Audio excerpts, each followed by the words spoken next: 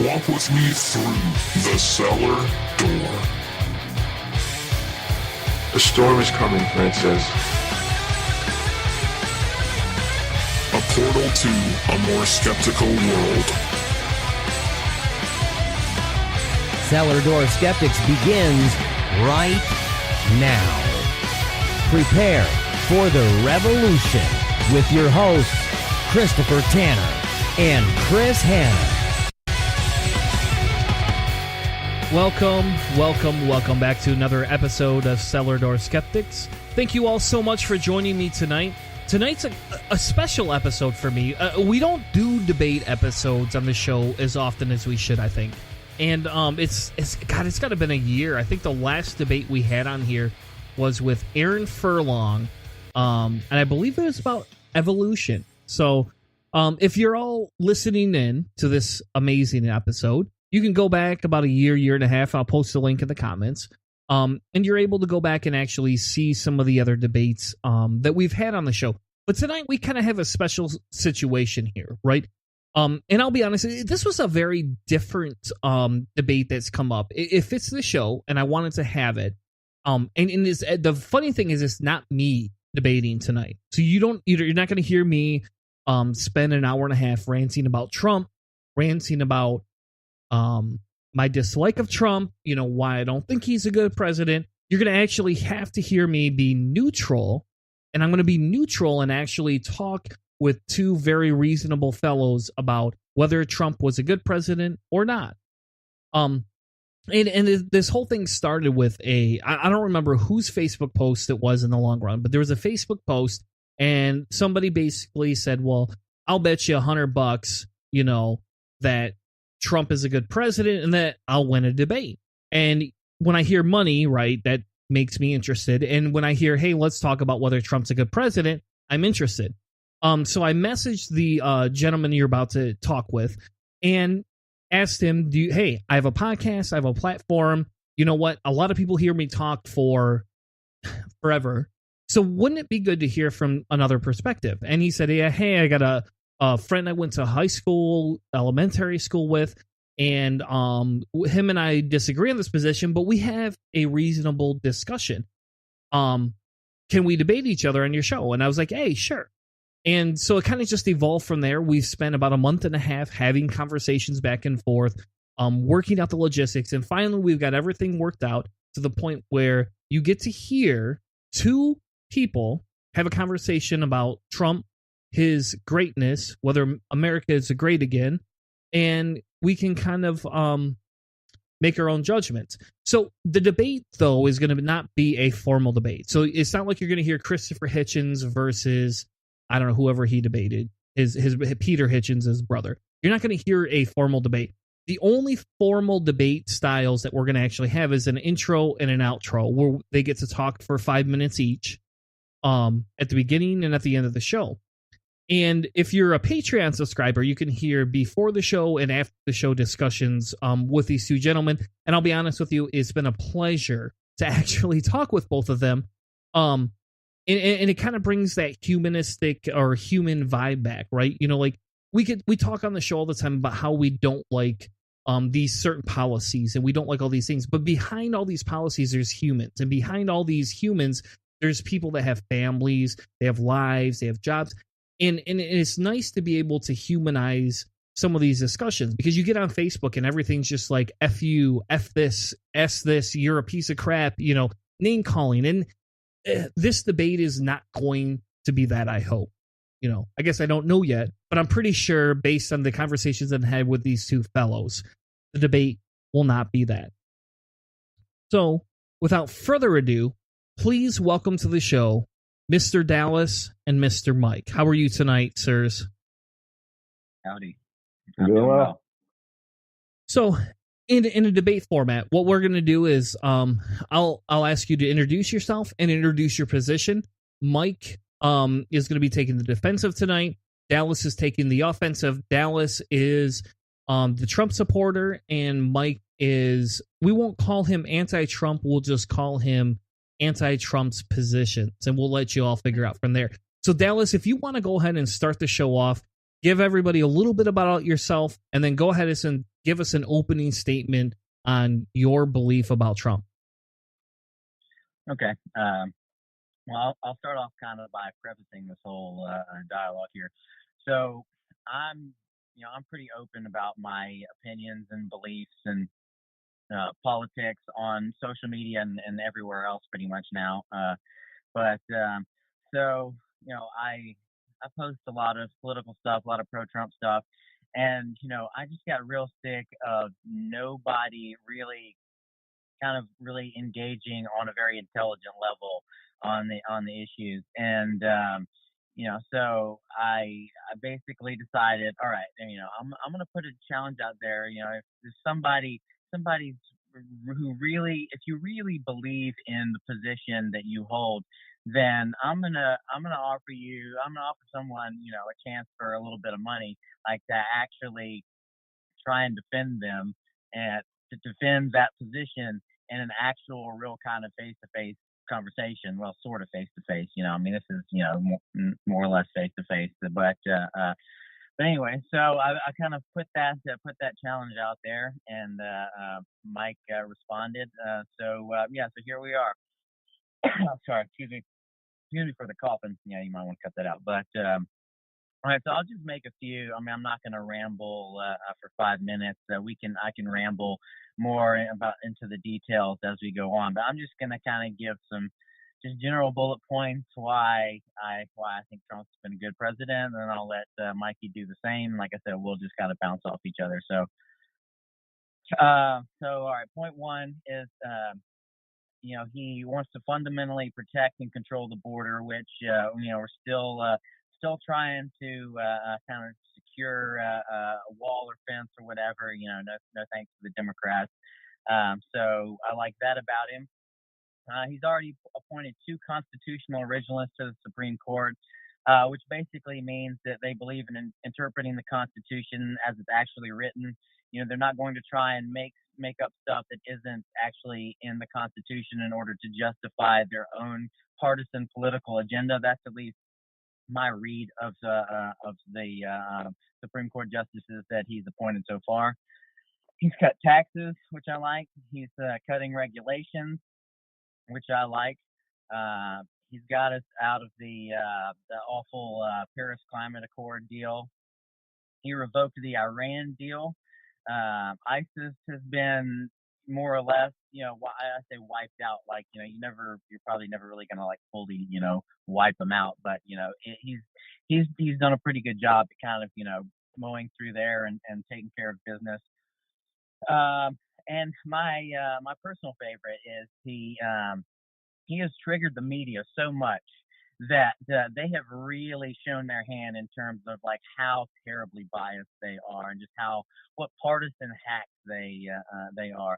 And if you want to make the argument that there are partisan hacks, on Fox News too, I'm not necessarily going to argue against that, though I would argue that there's just more dishonesty in my view coming from the mainstream, what you would so-called mainstream media, which I would just say is the left-wing media, which is basically everybody but Fox, pretty much.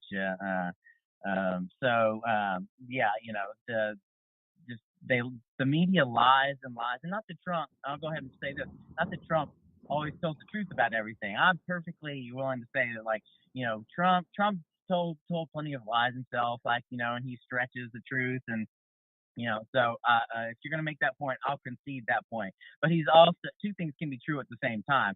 He's exposed the lies, which I think are the worst lies, the more dangerous lies that the media push. They push about him. They push about the Republicans and conservatives in general. And I just think it's really, really amusing. And I think there are a bunch of people who are in the middle to a certain extent who are seeing how bad the media is now, and they're waking up to that, and they're starting to scratch their head and go, I didn't realize how bad this was. And I think exposing that is a good thing. And I'll leave my opening statements at that for now, and let let Mike take the floor.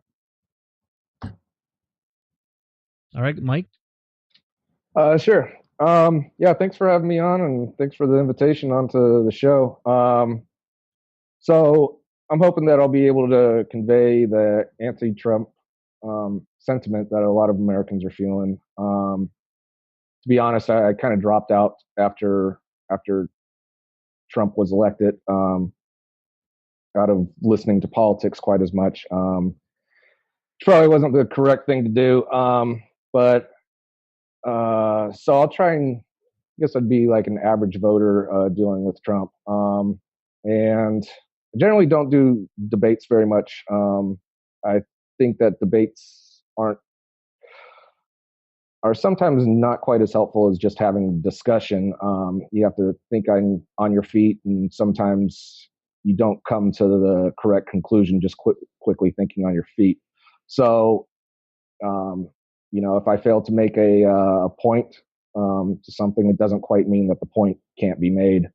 I also think that sometimes it can have a loser if somebody decides to change their mind on a topic. So I just wanted to put that out there that that I don't think that changing one's mind is a bad thing, apparent to me. But as far as Trump, I was very disappointed when he was elected president. In my opinion, I think that America tries to do good in the world, and when he came on, I'm embarrassed to travel abroad with him being our president. It seems as though the U.S. no longer cares what a president says, no longer cares about the facts, and has a large distrust in the media. I think he's a bad president, and I'll make the points as far as he considers economy over anything. He's abandoned the world cause to make environmental changes, leaving the Paris Agreement. He's abandoning our allies and has begun supporting regimes that aren't good in the world, partially for economic gain. I also think that his rhetoric about fake news and alternative facts is dangerous. There's no such thing as alternative facts. It's not a thing. There's alternative opinions layered on top of these facts, but there's only facts. And this idea degrades scientific facts and research. And it also gives followers the ability to disregard facts that allow them to continue to be biased. I think that the fake news idea also isolates supporters with their bias and gives them the ability to disregard things that they don't believe support their political views. I also find it dangerous that he condones violence. In his rallies, he's repeatedly expressed violent statements, and I don't think that that's a good thing for a world leader to speak to his followers about. I think that we need a president who protects our individual rights, protects our First Amendment, protects the freedom of press, and I hope to cover some of those points. Awesome. Again, and I want to thank you both for coming on. I know this is probably not a natural environment, right? Like the two of you have never been on my show before, but I think this can be a very good conversation. So I'm going to kick it over to Dallas, and I'm going to say, all right, so we've heard from both of you. We've heard both of where you kind of come from, where you stand. Dallas, why don't you go ahead and kick it off for us and give us the first topic that the two of you can discuss. All right. All right. How about the economy? And I'll just rattle off a couple things here. And if you, for some reason, disagree, you can give your kind of counter statement on that, but I'd just like to hear your general thoughts on how he's doing on the economy. My general thoughts is on that topic in particular. He's been quite well, done quite well. GDP growth right now, I want to say is like somewhere between 3 and 4%. Average household income in raw numbers has actually increased for the average American. Record low black and Hispanic unemployment numbers. There are more available jobs right now than there are people looking for work. And I'm just going to quote a couple little things, so it's not everything I'm saying isn't just pure conjecture. So just to give you like an economist perspective on this, not just my own opinion. So here's an excerpt from an article entitled "Economists Agree Trump, Not Obama, Gets Credit for Economy." And this comes out of the Hill, and I believe also from the Wall Street Journal. So the excerpt says, the Wall Street Journal asked 68 business, financial, and academic economists who was responsible for the strengthening of the economy, and most suggested Mr. Trump's election deserved at least some credit for the upturn. A majority said the president has been somewhat or even strongly positive for job creation, gross domestic product growth, and the rising stock market. So, anyways, I want to get your thoughts on the Trump economy and why, if you think you can agree with me, or you can tell me why you disagree, why you think he's maybe doing a bad job as far as that's concerned. Yeah, as far as the economy, a lot of people or a lot of sources say that most of these jobs during the 19 months that he waves around, that he created all these jobs, there were more jobs during the 19 months before he was president.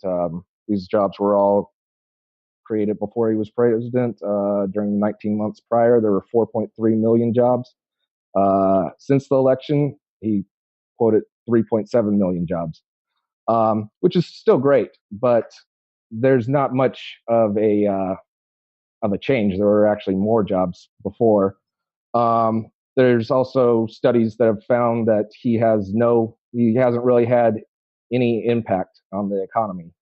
He was ranked 6th economy out of the last 7 presidents in 2019. So I think that he's over exaggerating how well he does with the economy,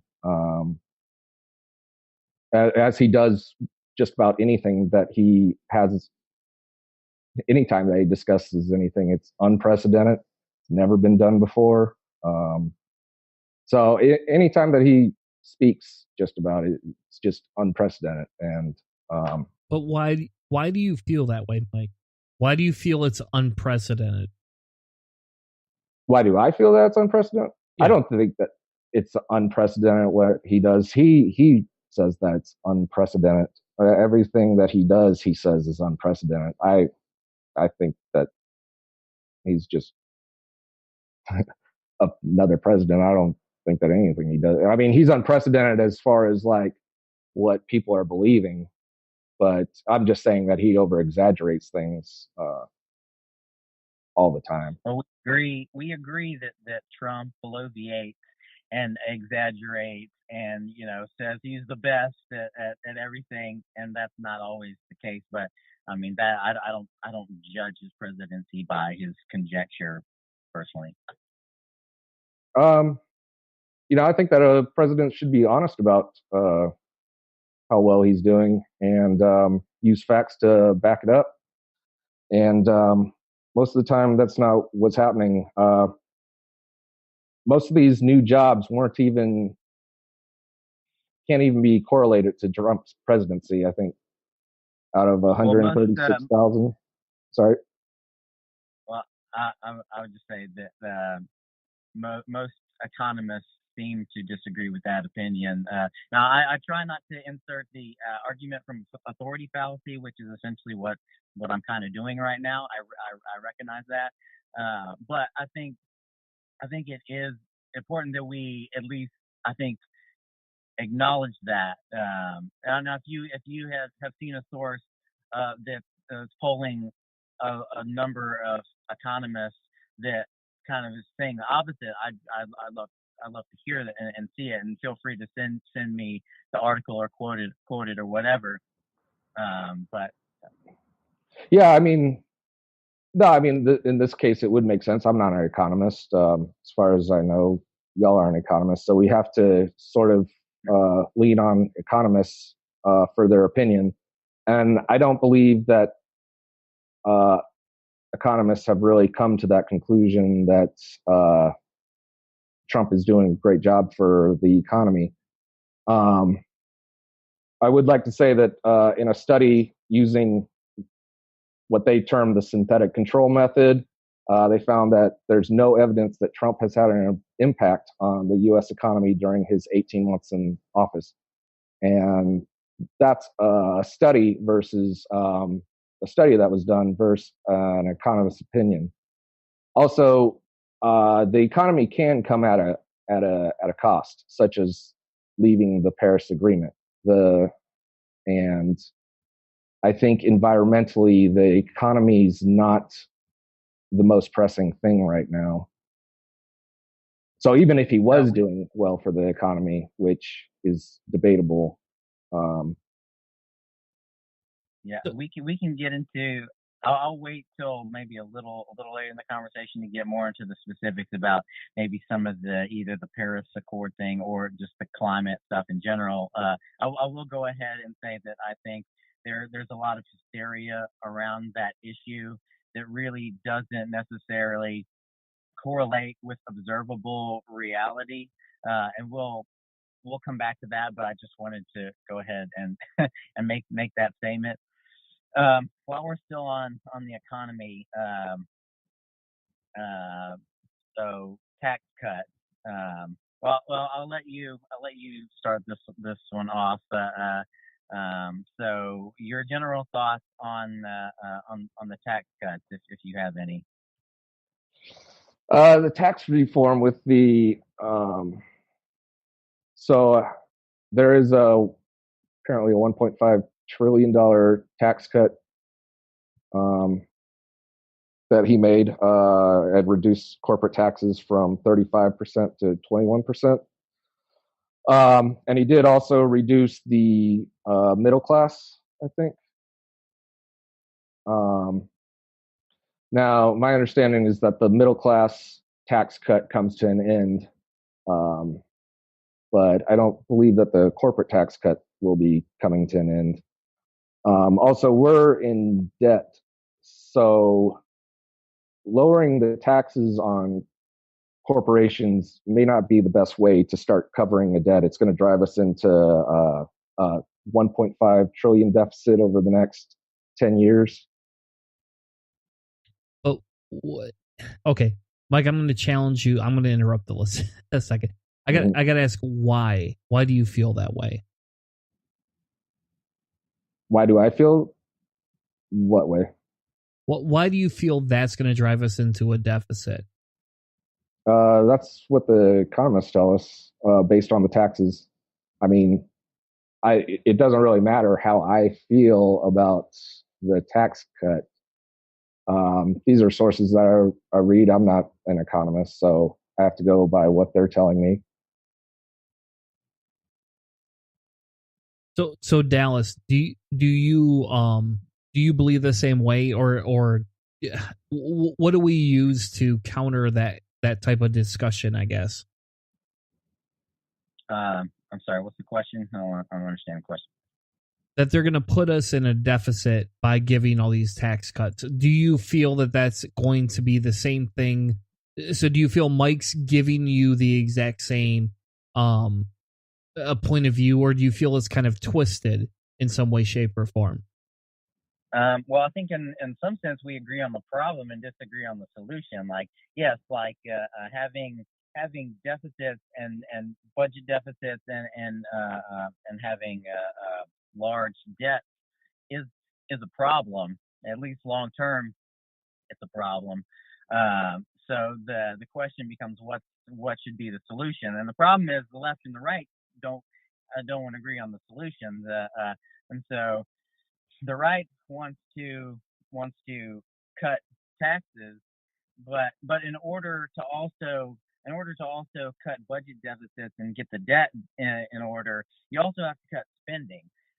And the left doesn't want to cut spending. And we could say that, oh well, there are plenty of Republican presidents, Trump included, who haven't done much to cut spending either. So they're hypocrites to a certain extent. And on that, we may somewhat agree. Like, I think Republicans have been somewhat hypocritical on their rhetoric on cutting spending hasn't always matched their behavior.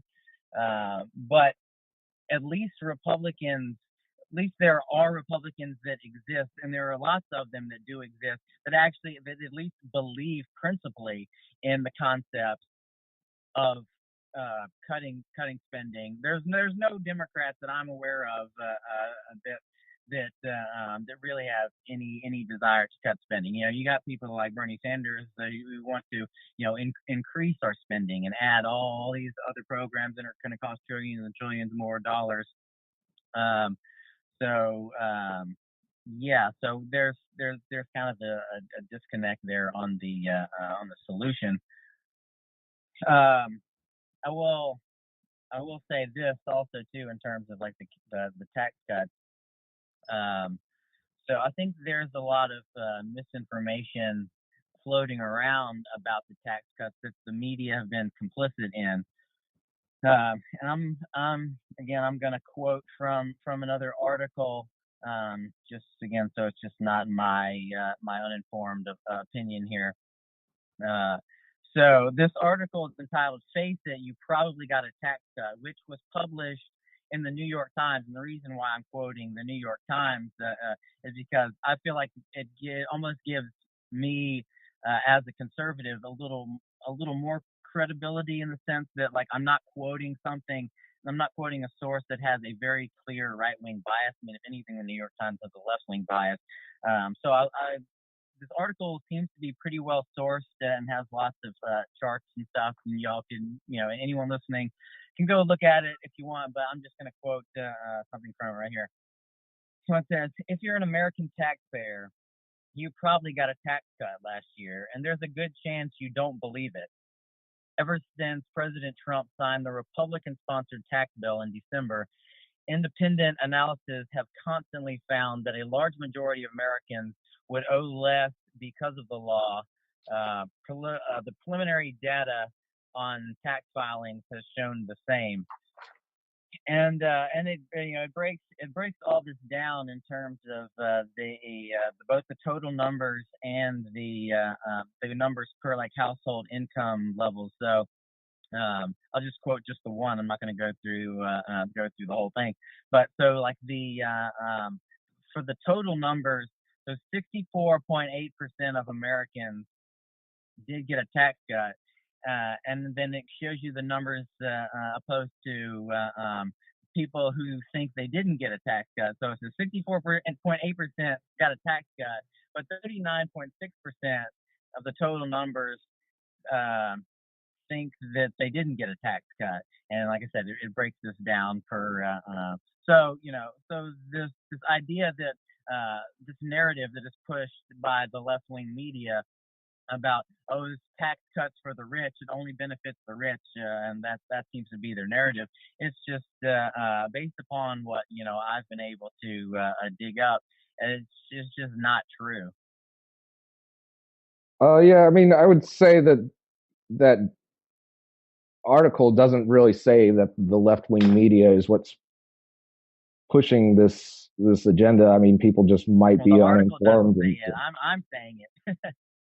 Yeah. So that's your belief based on based upon lots of observation.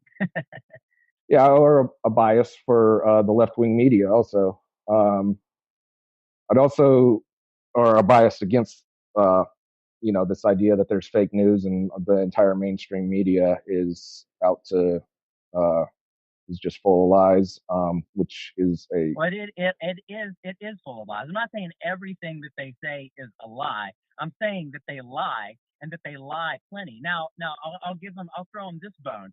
I don't think that all of them. I think a lot of it can be attributed to the fact that they live in an echo chamber, and that I think a lot of them are just lazy journalists. Like they hear what others in their echo chamber are saying, and they repeat it. So I think some of them are deliberately deceiving, but I think a lot of them just are repeating what others others in their like I said in their circle are saying. So, why did you listen to that article then? That one's from New York Times. Do you feel that article is legit?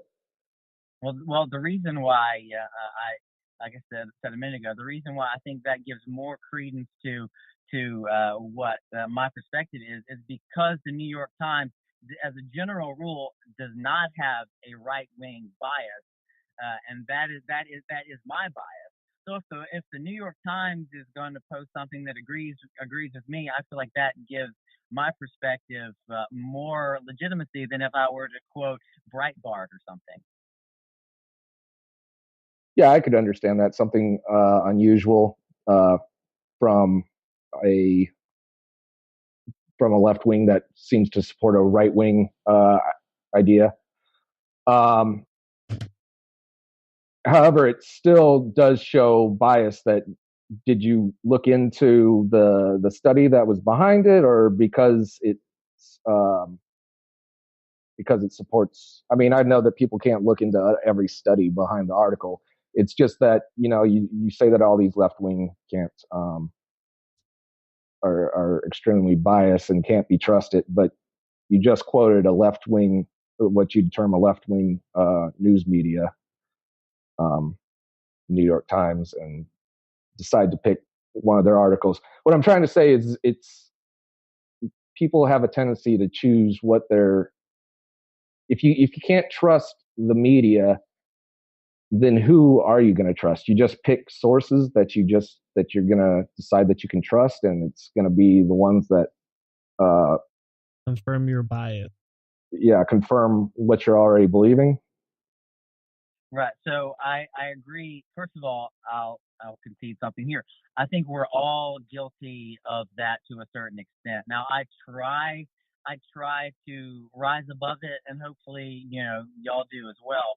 But yeah, that can be difficult, and it's well, okay. So the way I look at all this stuff. So okay, first off, on the issue of studies, um, I do think that, and I don't always have the time to do this with everything. Obviously, I mean most of us don't. But I think it is vital to study the study. To see how they're getting their numbers, where they're getting their numbers, how that's all calculated, etc.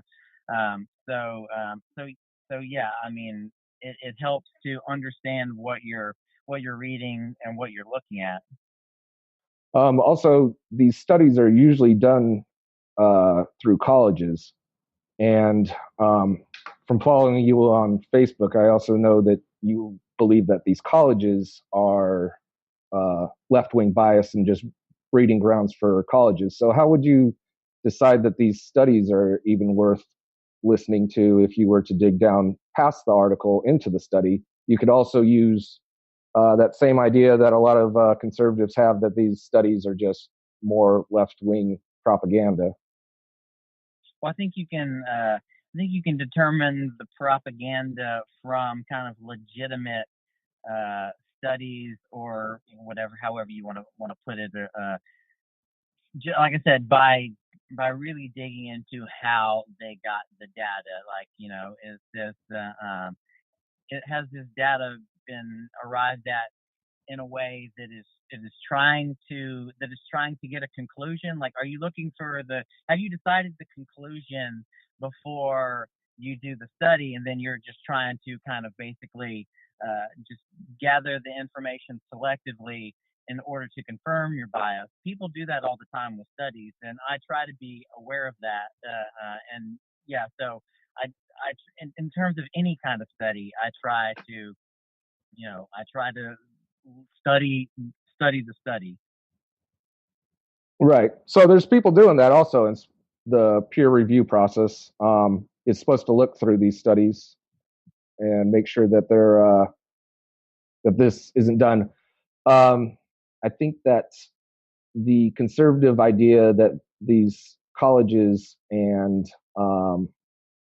these colleges are just left wing bias, and all the media is also left wing bias. It really sets you up to have a very limited media that you do listen to, and Trump is one pushing this to only listen to certain medias, and any kind of bad news is just fake news, and you don't need to listen to it. And I think that that's dangerous, and it really sets up people for confirmation bias, which I named at the beginning. I'm going to interject for a second. Dallas, do you have like a set of criteria that you utilize when identifying whether I agree with you, there's always a confirmation bias no matter where you look at it. We all agree on that. But do you have like a set criteria? And Mike, you can answer the same thing in a minute, because, for example, for me, when I look at certain articles, I go, well, if they're like The Onion, what's the point of me, reading them? And I'll admit, I don't agree with your leftist ideology that everybody's a leftist, blah, blah, blah. Who does this, that side of it. But I will admit that there is some definitely very biased left-wing articles that people share, and you just go, why? Right? So do you have a set criteria you use when looking at different articles? And again, Mike, the same question will go to you as well. I don't know if I have a specific set of criteria as much as like and this, I may be atypical in this sense. Like, so I think other people like to live in their echo chamber and don't like to challenge it. I like to challenge it as much as possible. It's one of the reasons why I chose to do this and like doing stuff like this and having these types of conversations, is because I like to challenge my perspective and my bias. So I just it's real simple for me, actually. I try to hear what both sides are saying. I mean, assuming it's, there's only two sides. Sometimes there's 3 or 4 sides, but I try to hear what other opposing views are saying. Sometimes I've changed my mind before on numerous things, and I'm open to changing it again in the future. I don't have the arrogance to think that everything I think is always going to be correct, to an absolute, pure, I'm,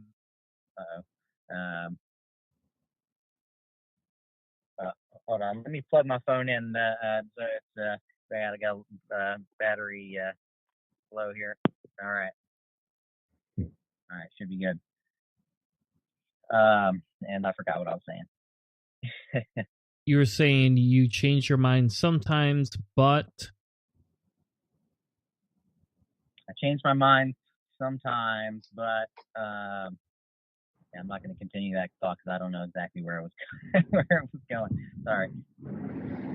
All right, so you do have certain criteria per se that you're utilizing inside of the discussion, right? When you look at articles, you're not just saying, hey, it's from US Uncut, I believe it. You just don't, or, oh, it's Fox News, I believe it. I don't care what it says. You actually are looking at it from we'll call it a skeptical viewpoint, correct? I try to, yeah, as much as I can. Sometimes I can be lazy. I think sometimes we can all be lazy at that extent. But I at least try to kind of live up to that ideal, to kind of, okay, because one thing that does drive me crazy, and this is one of the reasons why most people can't have conversations about anything anymore, where it's like you have your set of facts and I have my set of facts, is that people are just talking over each other's heads so much, because you have people going, well, I have my source and it says this, and you have your source and it says that, and people just kind of go into pick their corners, and they don't really analyze it, with too much too much rigorous abilities. They just go, okay, I'm. This is basically how lazy most of you are. They go, okay, am I left wing or right wing? Okay, I'm left wing. Therefore, I'm going to figure out what the left wing sources are, and I'm mostly just going to read those. And whatever they're saying, I'm just going to post out and say, look, my left wing sources disagree with your right wing sources. Therefore, call it a day. So okay, two questions. Sorry, Mike. Two questions. First one is, do you have sources that are from all sides that you read? So for example, in my world, I actually read Fox News. Surprising. I do read Fox News. I read Bloomberg. I read New York Times. I read the Washington Post. So do you have sources that range the spectrum, first off? And second, with these sources that you have, do you how do you determine the difference between what you're going to accept? Because again, earlier was saying, hey, I have these sources, and everybody has their bias left or right, so they want to seek out these specific sources. So how do you determine what you believe? Because I could read Fox News, and in fairness, I'll be honest with you, every time I read it, 80% of the time I want to go, that's garbage, and that is literally like an extreme bias that doesn't consider facts. So you have to have something in your repertoire that says these are what I look at. So here's sort of how I think about it. Just to kind of get in my head for a minute.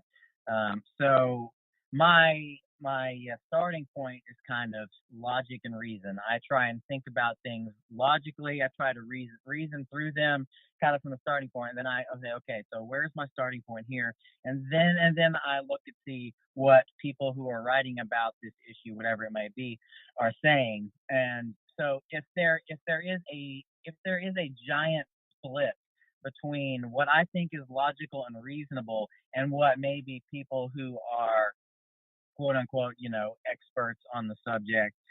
If the overwhelming majority of experts on a subject are saying something that I think goes against what I think is maybe logical and reasonable, I'm more likely to question my logic and my reasoning a little bit. So where I probably don't do that as much is when there's more, if the divide between experts, whether we're talking about economists or scientists or whatever, if the divide on a certain thing is a little more split, I tend to just gravitate towards the side that I think lines up with where my basic line was in terms of kind of logic and reason. Now that what I just told you is not a hard fast rule, but that's just kind of my general thought process. Fair enough. How about you, Mike? Right, so I just can't grill the Trump supporter here. I'm going to pick on you a little bit, and I'm going to ask you the same thing because, in fairness, as somebody who is on the left, I have to ask you the same question because, in your integrity or in your honesty, what are your sources and what do you use to kind of try and find this medium ground so that we're not always looking at confirmation bias every time we talk? Yeah, I mean, it's a good question because there is a lot of bullshit out there, really. And I was talking, I mean, the Mueller report dropped, and it's like, oh, I'll go read that, but it's like it's going to take 10 hours to read something like that. So you have to rely on these news sources that consolidate the information for you, and then on top of that layer, a lot of them do start adding their own bias onto these things. So it's unrealistic for one of us to go read the Mueller report, see what's really in it. Well, we could because we can read, but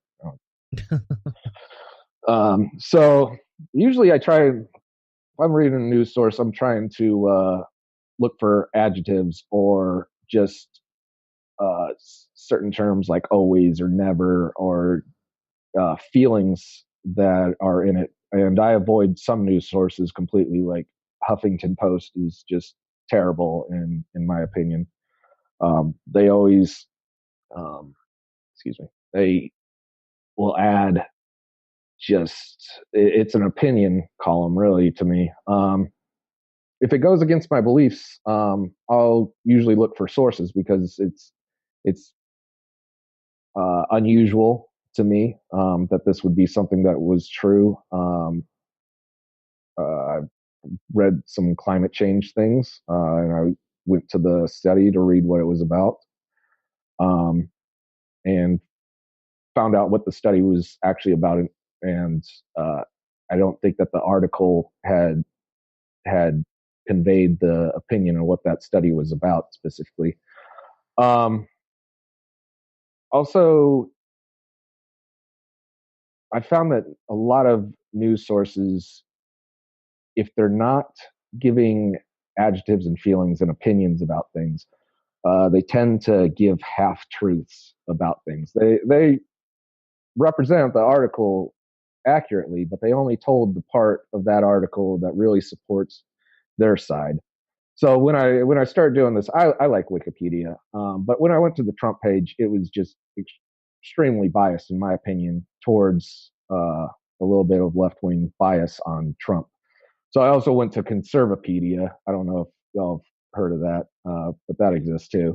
And that just goes the complete other way. But it's a good starting ground because they do have references on things. But even there, they're putting in opinions.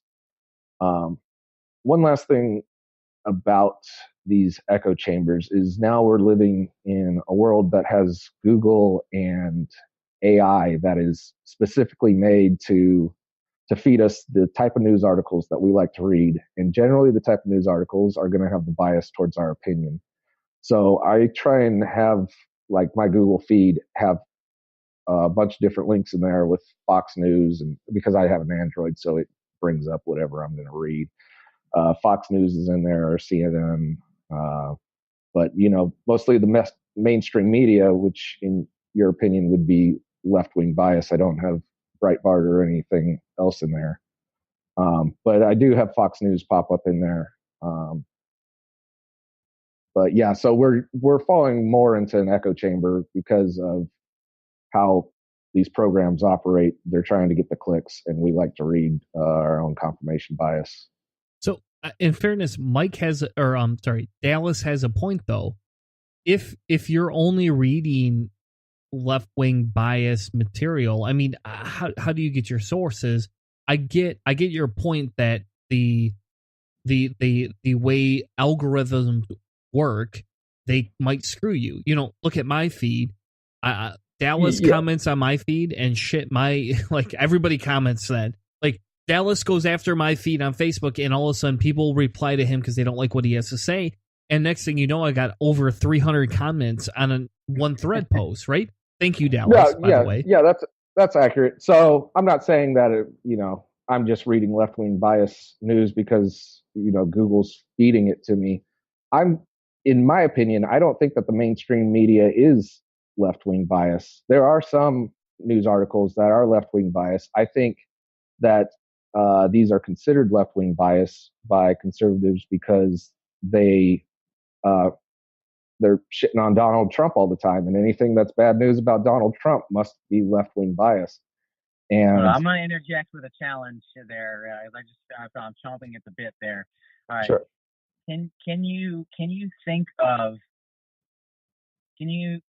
off the top of your head a mainstream reporter that isn't left wing in their bias in terms of like the dominant media? So CBS, ABC, NBC. Well, okay.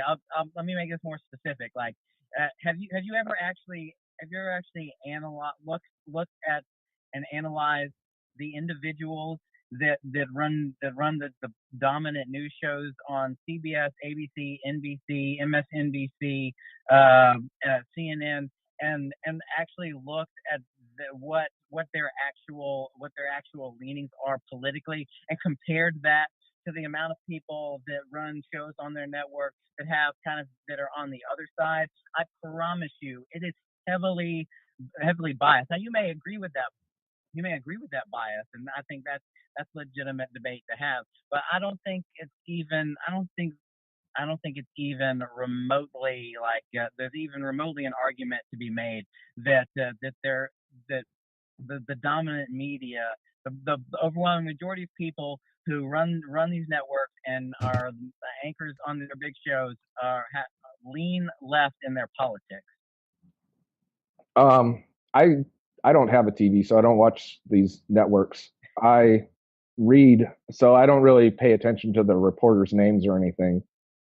I mean, I have Fox News at one side of work on the cafeteria and CNN on the other side that I'm watching. But I'm usually, as far as knowing these reporter personalities, I don't really pay attention to them. Most of my reading is done.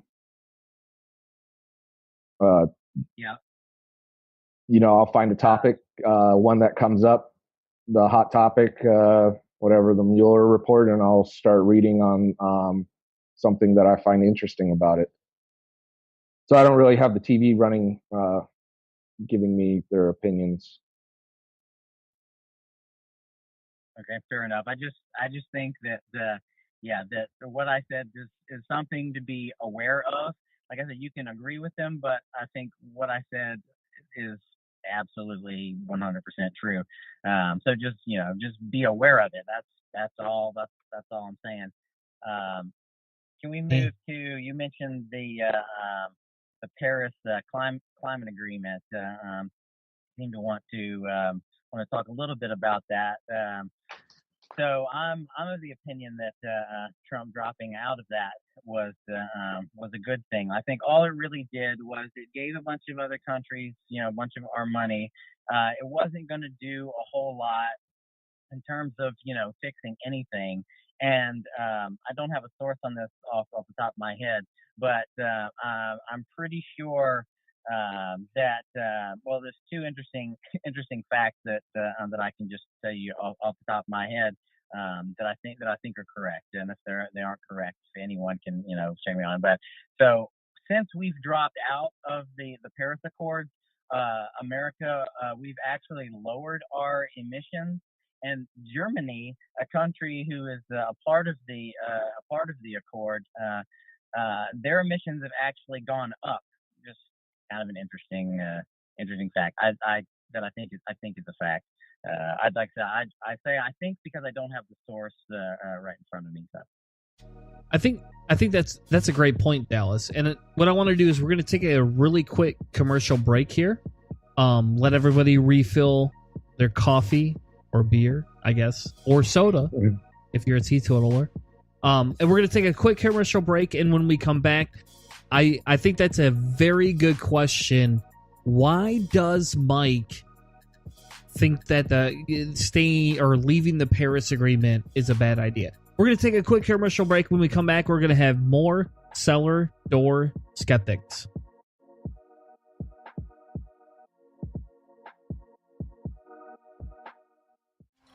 If you'd like to join the ranks of Patreons and sponsor the show, head over to patreon.com/Cellar Door Skeptics. For less than a 20-ounce soda or an energy drink each week, you can help sponsor us, the hosts, and our charity of choice.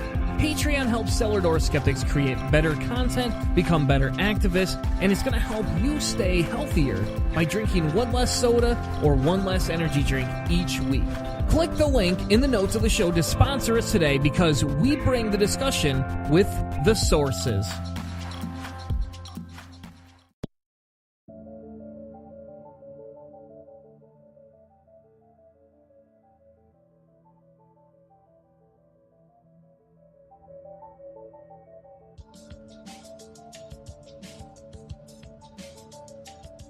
Now, back to the show. Oh, thank you all so much for sticking around. This has been a very, very informative and lively discussion. And we had to take a quick commercial break so everybody could refresh their drinks, sponsor the show, whatever you want to do. But, it's been a really good conversation so far. So before we left and took a break, Dallas had made a very good point.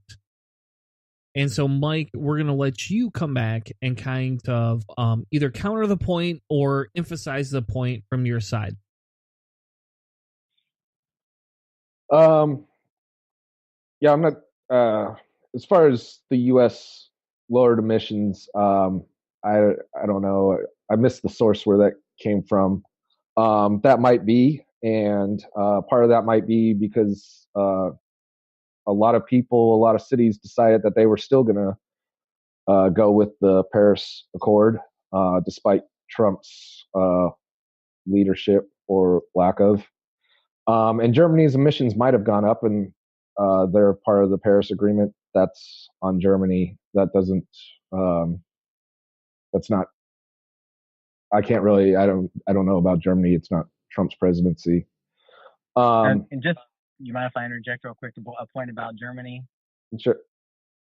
Yeah. So one reason why I picked them out and why I think it's important and significant is because Germany has been very aggressive in creating kind of solar and wind programs and kind of trying to implement that on a mass scale. And so they have gone that route. And so part of the whole ideal behind trying to do that, right, is like trying to lower emissions and trying to create, cleaner planet and all that, which is noble. But there are problems with that, and I think Germany is discovering what those problems are. Like, first off, like, obviously, the sun goes away and the wind stops blowing. You have issues kind of storing energy. So they've been trying to figure that out, and they've had issues with that, and it's raised costs of energy. It's raised their emissions. So I think there's an idealism that exists on this issue that I think has to be separated from the reality. And I think the reality is, like, we just I don't think we really yet have good clean solutions. Well, we have nuclear, which is probably the best, cleanest solution. But there's a lot of people that don't want to do that for some reason. But anyways, I'll let you continue. Yeah, I completely agree that there are problems with solar, wind, and many renewable energies that are going to cost. They cost more than these other energies that we have, and I think that's why the Paris Agreement is so important. Is that we know that this isn't going to be the best economic thing for the U.S. to do, but considering the state of the world, it's something that we need to come together as a world. Considering the state of climate change and how it's going, we have to come together as a world and make better renewable energies, well knowing that it might not be the most advantageous for our country to do as far as the economy goes. And we come together to try and say, okay, let's put aside trying to outbid each other on renewable or non-renewable energies and try and focus on making renewable energies, even though it's going to cost us more. And that's what I think the agreement was. And I think that we're really leaving the world behind on deciding that we're just going to do what's economically best for us. Okay, I got a couple kind of challenging questions for you on that on this. Just kind of spitfire. So let's both agree that there's a serious problem related to the climate change or whatever. Like, I don't agree it's as serious as some people think it is. But that point aside, so what would you say? Oh, it's going back to a low battery. Okay, hopefully this thing's. Sorry, I'm just messing with my cord here. What would you say is the best way to actually solve this problem as kind of our current state of things? So there's a problem. What's what's the best solution, and how, and do we compromise on kind of economic things, and if so, to what extent? Like, do we compromise on economic things? Are we willing to let kind of jobs disappear, or GDP decline to try and solve this problem? Well, as far as jobs disappearing, I think that it's inevitable that some of these jobs are going to disappear. Coal isn't it's in the past. So these jobs aren't going to come back, and they need to find other jobs, just like trucking will not be around soon, because these cars will be able to drive themselves. It's not something that we need to hold on to. It's something that we need to be serious about. Like, you're going to have to find a different job, because this is the way that the world is going. As far as my solution, I mean, so unfortunately, I don't know quite the solution. I think that we need to make what's the term that I'm looking for? Like, perhaps tax or tongue's tied. I don't know what word I'm looking for. Make it more of a problem to just keep on buying barrels of oil that we know are contributing to greenhouse gases, if it involves taxing it, so that we can make solar energy, wind energy, or other renewable energies more competitive on the market against these. Because and that is a regulation, but again, the economy is not money's not going to matter if climate change is going the way that it is going. So I'm going to interject again. Dallas, do you feel that climate change, I guess I won't call it a hoax, right? Because I don't feel you're on that far right. Either. Yeah. So I don't think you're that far right, but do you feel that climate change is not as impactful? I mean, Mike's saying, hey, look, I mean, what's going on with society and what's going on with, all these different agreements. Do you feel climate change? How about this? Do you align yourself with the president's position on climate change, or do you differ from him on that? I align with his policy position on climate change, which is essentially just to butt out of the issue, as far as not implementing any kind of authoritarian government intervention on the issue. Me and him may differ on whether or not he may think it's like a total complete hoax. I don't align with that necessarily. I said I do think there's too much hysteria around the issue, like this whole we got to do something, and if we don't do something drastic in 12 years, that we're all doomed, like that type of rhetoric. I think that's extremely hysterical.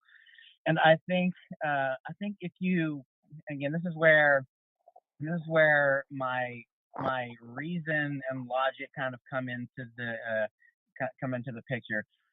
So I think rationally, we have to look at more than just what the scientists right now are saying. We have to look at the history of what scientists have said and predicted up until this point as well, to make judgments about how much of what they're saying we can actually rely on. Now, I agree that most scientists agree on two things, to my understanding. So they agree that as a general trend, the globe we've been kind of a warming trend for a number of decades, or however long that's been going on. I can't give you an exact when that started or whatnot, but it was a general warming trend. So they generally all agree on that, and they generally all agree that humans play some role in that. Now, what I think, one narrative that I think is presented that I feel is dishonest by omission, is that that almost no one in the mainstream media, I almost hate that term because it gets overused, but whatever, it is what it is. I think one thing that they don't tell you enough, and they really kind of wash over this issue in general, is they don't make a point to tell you that we really don't have any scientific metrics, at least nothing reliable, to determine how much of the change is actually just kind of natural, movements of kind of natural climates versus what kind of human beings are actually doing. We don't have good metrics to determine that.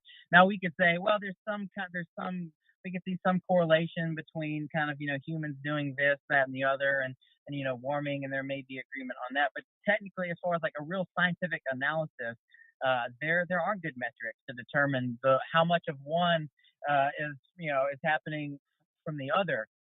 And just historically speaking, there's been so many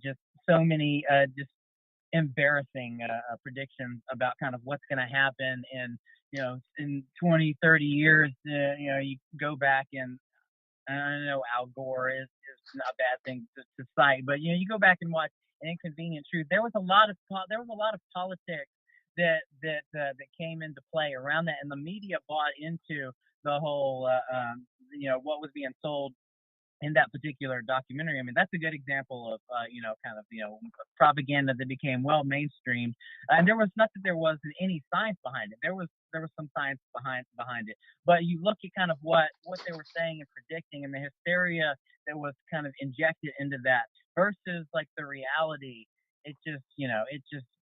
It doesn't, like this. Like I said, there's just too much hysteria. We need to bring this to much more rational conversation, and I don't think that's happening. So, Dallas, do you feel so what I'm hearing you say is that you feel climate change exists, but people are jumping on board at an irrational level. Is that correct? Well, that's a very short summary of everything I just said.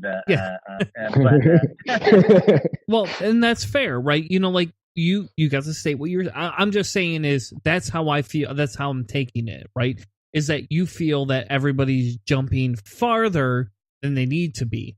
And so, a question I have for you is, so if we were to look at the Paris Agreement, right, and we're to look at all these other things, and Trump pulling out of this, you're saying is, hey, it's not happening fast enough to be a part of these aggressive policies. But how do you determine the difference between that aggressive policy that, Trump's pulling out of and what's actually happening? Because if you trust the scientists, which it almost seems like you're trusting them that there's climate change happening, but you don't trust the mainstream media, which is pushing it at an aggressive level, right? And in fairness, I won't lie and say that, I think climate change is happening at a very rapid state.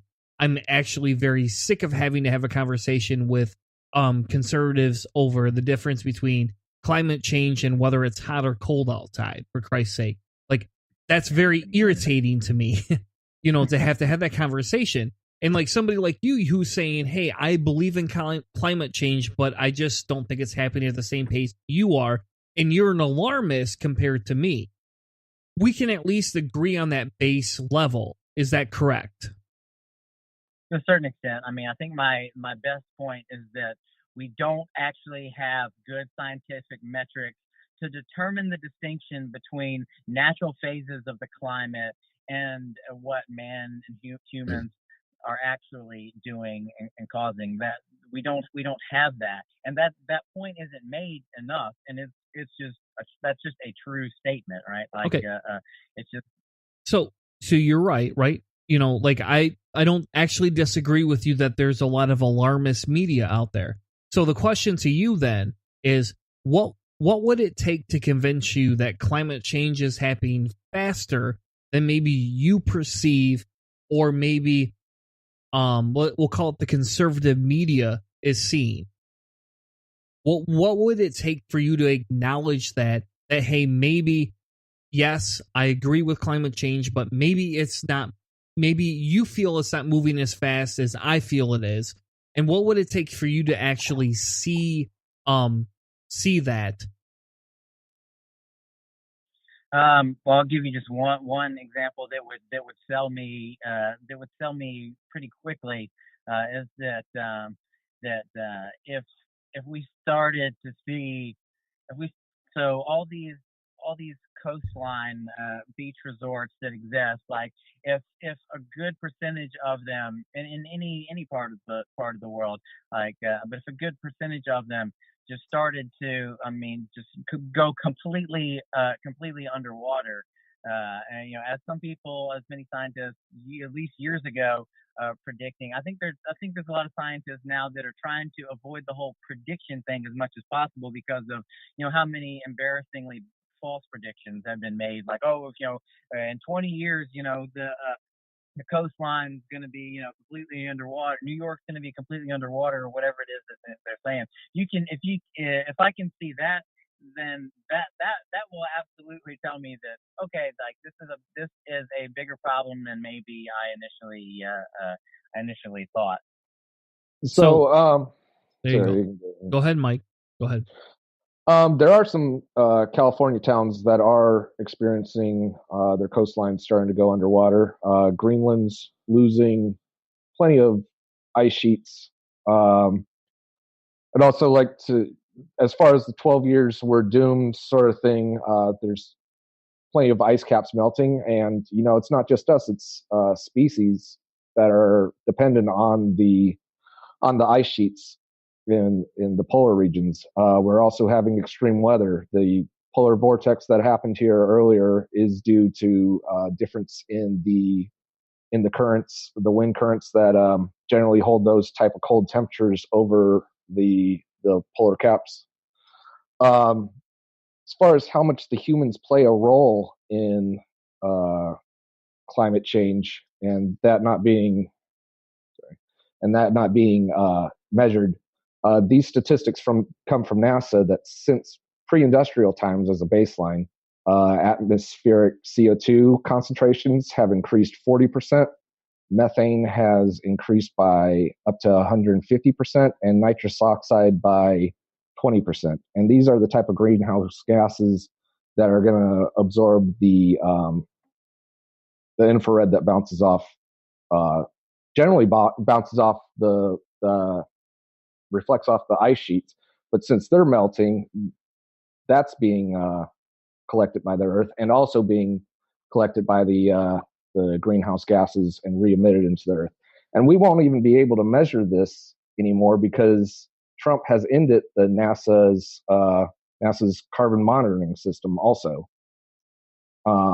which is another reason that I believe that Trump is bad for the U.S. is he's ending these programs that even just measure them. They're not doing anything about them. They're just checking to see if they're real, and they're being ended.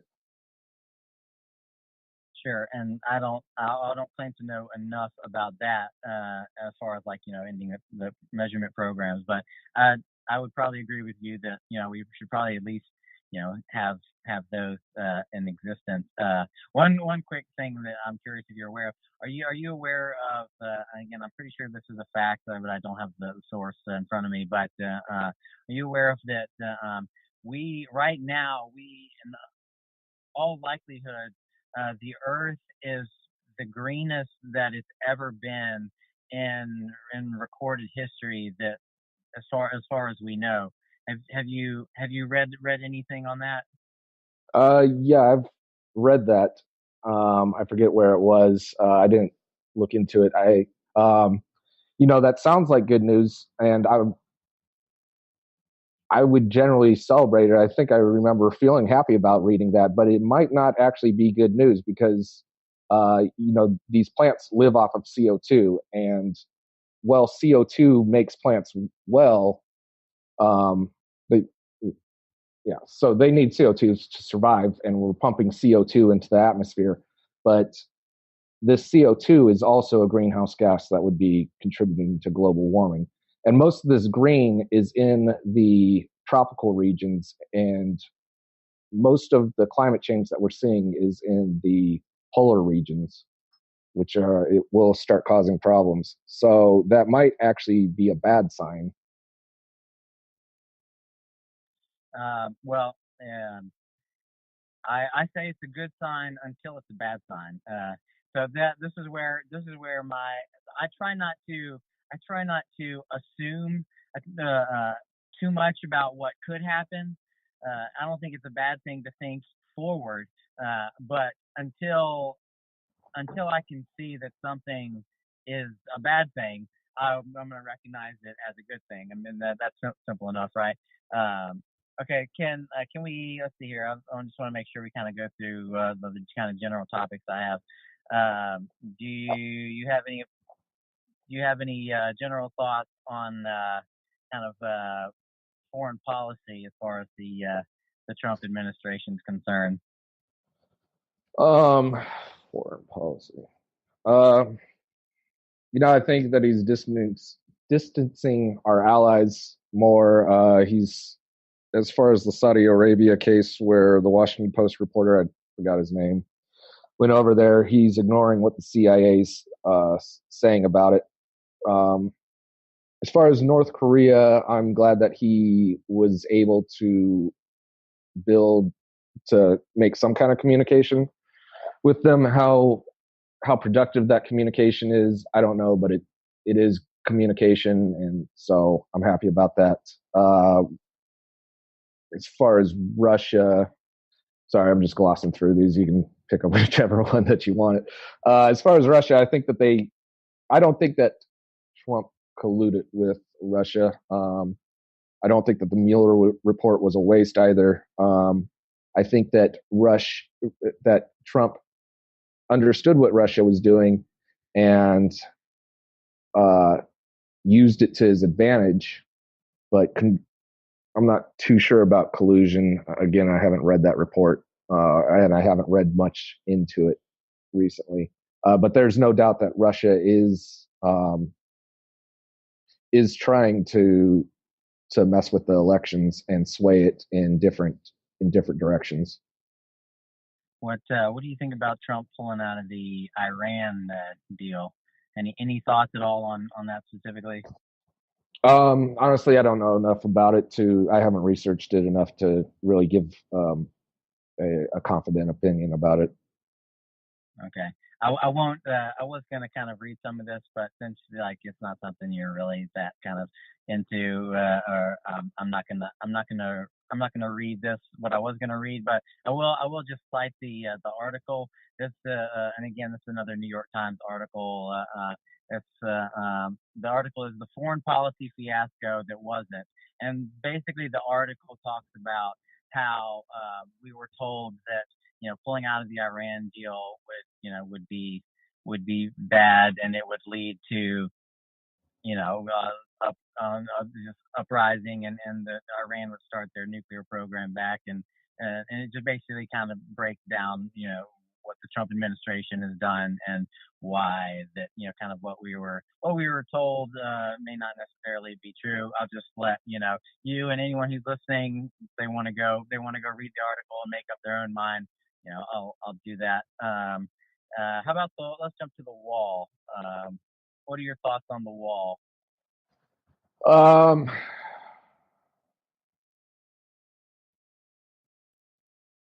I know that's a big issue, and I'm honestly undecided about that issue. I think that the U.S. should be friendly to refugees.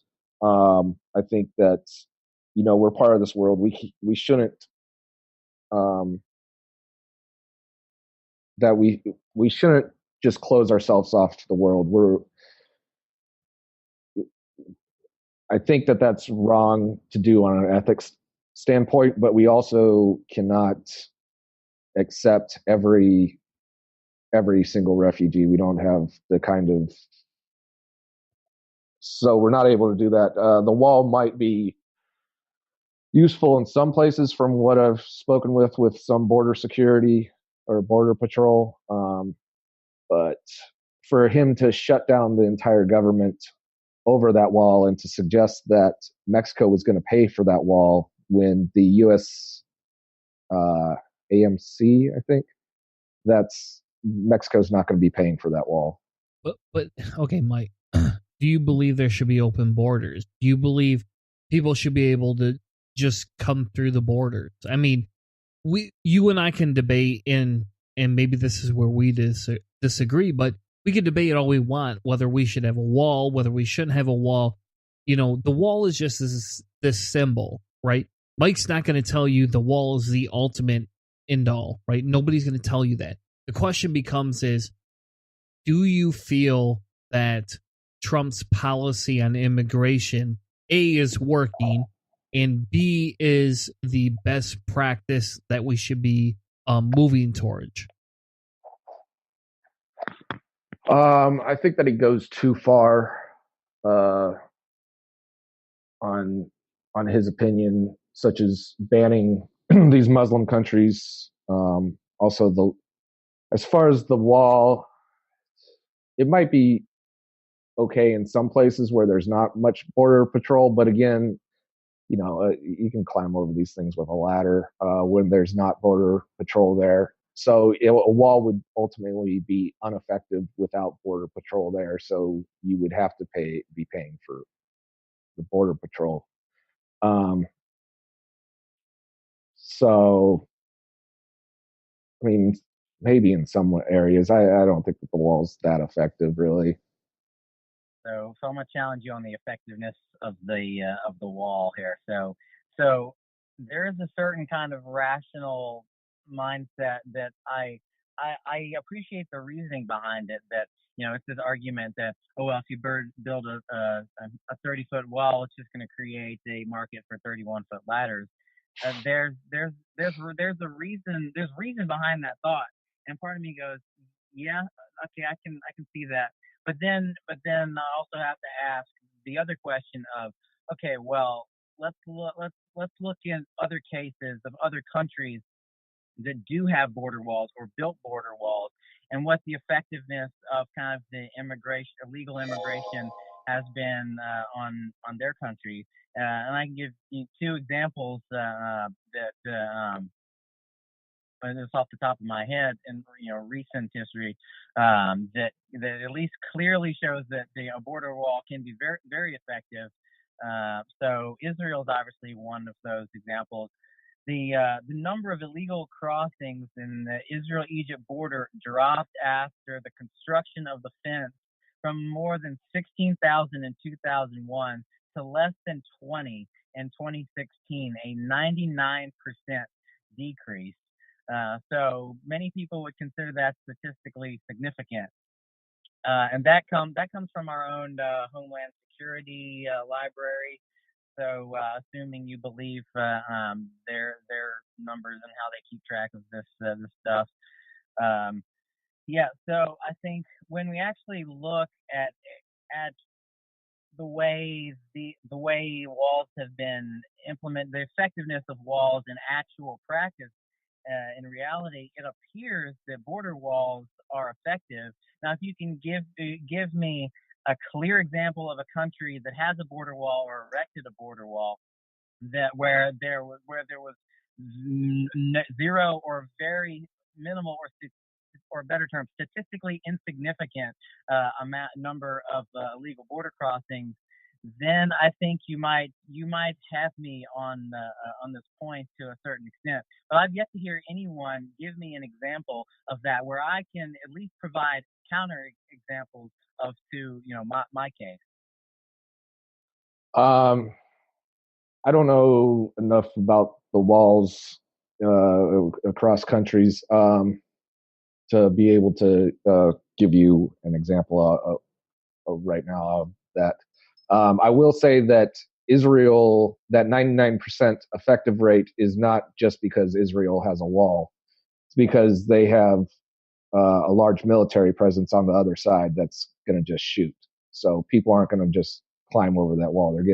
Israel's has a large military that's all around Israel. On every bus that you get into, there's military there. Yeah, I mean, and I would say we should have border security, actual physical presence of human beings there, kind of patrolling that to a certain extent. But I think a wall kind of at least limits people's ability to just to run across and kind of maximizes the ability to kind of patrol that and control that from our side. I don't think that we quite want to resemble Israel too much as far as having that kind of presence along our wall that has I don't think we quite want to go that way. Why? And Israel is not liked by any of their neighbors. I would prefer to keep allies with our neighbors. Israel has a there's military all over Israel, and there's checkpoints throughout Israel also. And it's safe within Israel. It's just not. I don't think that we want to close ourselves off quite the same way that Israel has closed themselves off within the Middle East. Dallas, your thought? The last point I'll make on the wall is so when people argue that it wouldn't be it would cost too much, wouldn't be cost effective. Again, I'll say that I haven't looked too deeply into these numbers or the source in these numbers, because this is actually something that I just kind of pulled up last minute and just kind of scrolled through some of these numbers. So I'm admitting to that ahead of time. But according to the Federation of American Immigration Reform, which I know nothing about that organization, and so again, I'm just being upfront about that. But according to their numbers, illegal immigration costs America, about $148 billion annually. And I'm not going to break all that down. There are articles you can go read that actually, break that down a little more specifically and in more detail. So it seems like, at least based upon that $28 billion or whatever they said the wall was going to cost, would not only be a bargain, that it would be worthwhile investment. That's my perspective on that. I'm trying to scrolling through a few things. I want to make sure I hit on all these little points. Okay, while I generally judge Trump on his policies and what he does, I try to avoid critiquing him too much on his rhetoric, because I kind of dismiss it. But I'm curious what your thoughts are on a couple points in terms of his rhetoric. So there's the Charlottesville incident that the media quotes a lot,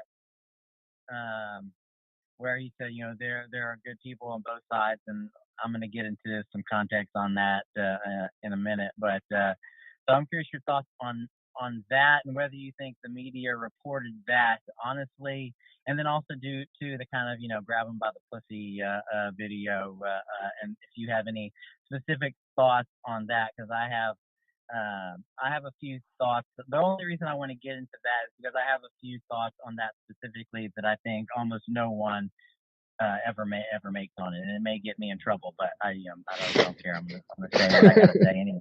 Just as long as you're not actually grabbing anybody by the pussy. Right. Yeah, I guess you can say whatever you want to about that. Yeah, I think that is that's unfortunate, and I keep on saying it's unfortunate. I think his whole presidency is unfortunate. The saying that you're going to grab somebody by the pussy, of course, is not something that you should be doing. And I don't think I've ever said I'm going to just walk up and grab her by the pussy. Maybe he was just trying to impress somebody. I try and just put it off to that. I know, he didn't know that he had a mic on.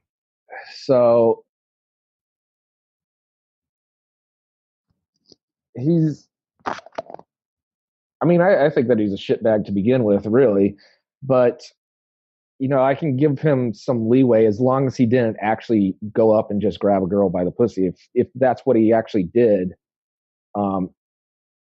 if it's just bullshit that he's saying, then okay, that's just locker room talk, I suppose. But if that's something that he's actually out there doing and thinks is just fine to actually do, versus just saying that to impress somebody, then yeah, that's not somebody that I want as president. But I don't want him as president anyhow. But yeah, he shouldn't be saying that. But again, it's something that was said in public, so I obviously have mixed feelings about it. If it's something that he's actually doing, then that's sexual assault, of course. Okay, let's avoid the grab him by the vagina talk, right? He said there's good people on both sides. So Mike, how do you look at that and have that conversation, right? We could talk about, where everybody lands on the political spectrum. We could talk about free speech.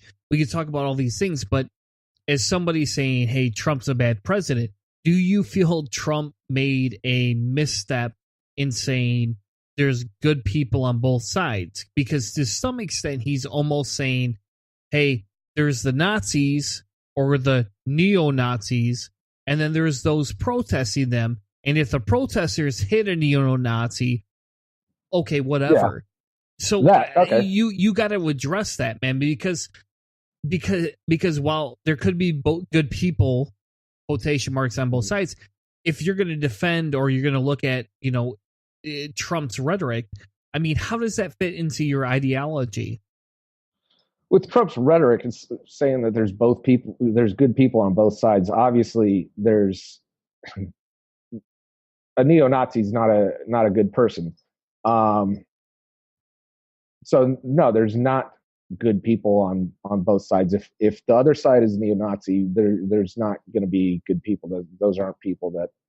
And as far as Trump saying that, I think that he's kind of an idiot. So maybe that was just a misstep, or I don't know what he was thinking when he says that. Trump says so many stupid things that it's hard to even pinpoint what's going on with him. But yeah, that's not something that's.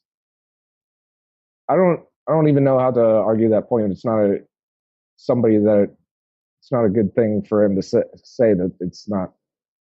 All right. Of course, it's a bad thing for him to say that there's good people on both sides when one side's a neo-Nazi. So Dallas, your point. Okay, so the reason why I wanted to bring that up specifically and get your thoughts on it, because I think that specific comment and issue there with the Charlottesville incident is one of the most egregious examples of how the media not only skews things based upon their kind of ideological bent, but I think it borders on just absolute pure dishonesty, and I'll tell you why. So if I ask you what was the full context of that scenario of what Trump was talking about, how would you? I would expect you to probably more than likely not answer this very well, just because most of the media just doesn't give you the full context. So if I asked you what was the full context of that, how would you respond to that? I don't know. I mean, you can give us the full context instead of. Okay, so the full context of that situation was there was a protest that was going on that was related to the taking down of a Confederate statue. Now, that's a separate debate of whether or not we should have Confederate statues. But there were people that showed up to that protest that were specifically protesting on both sides the taking down of the Confederate statue and people protesting the leaving up the Confederate statue. And I'm in the camp of just don't mess with it, leave it alone.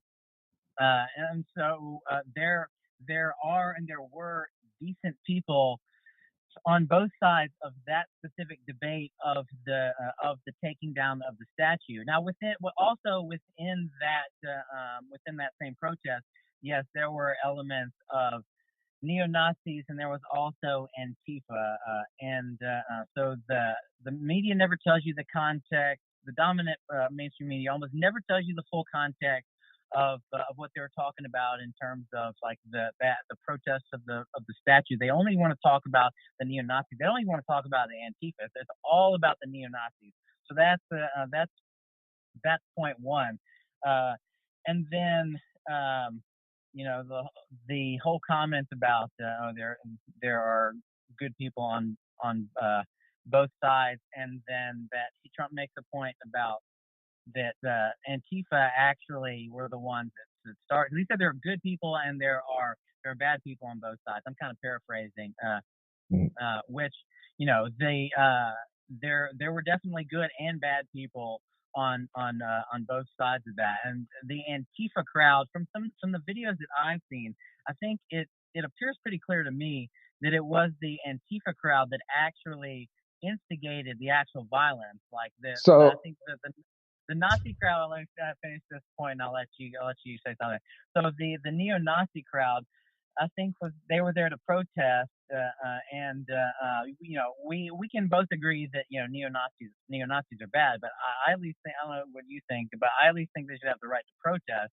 And so these Antifa people show up and they start actually are the ones that actually incite the actual violence. Then it escalates.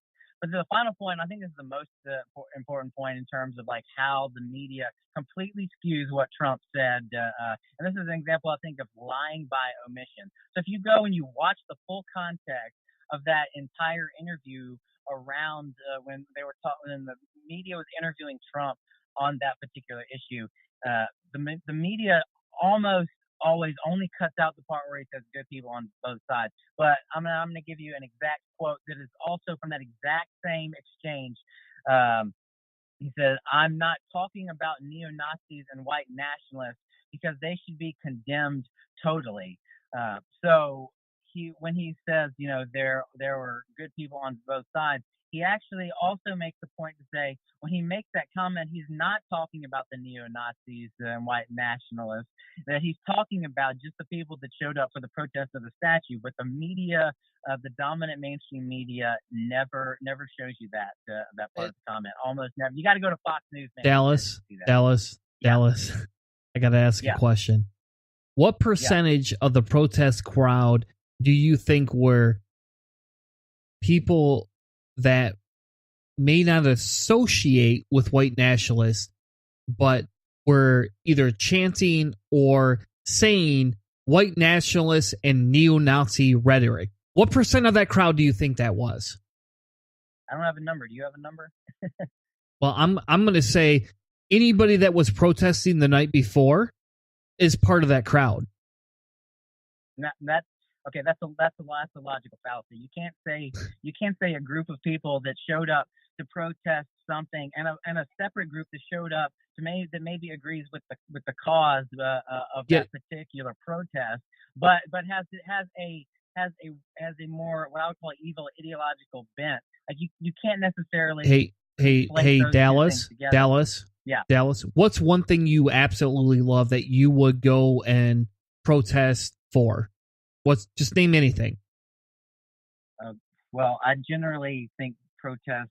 I'm not. What's something you love? Guy, but I'm gonna try. All right, give me a second. I'll try to give some kind of answer to your question.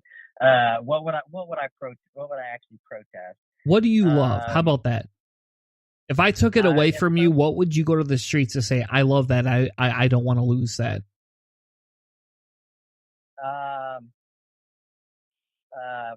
Free speech as the general premise, I think is important. Okay, fair enough. So you believe in free speech. Would you stand in the streets with a child molester that says, I should be able to fuck kids in the ass who are under 15 because I like free speech? Would you walk in the same parade as them? Well, that is not a good, in my opinion, that is a false equivalency, not a good analogy, because why? I would not march in a I want to fuck kids parade. They're not. They're saying I want free speech. I like to fuck kids. Would you march with them?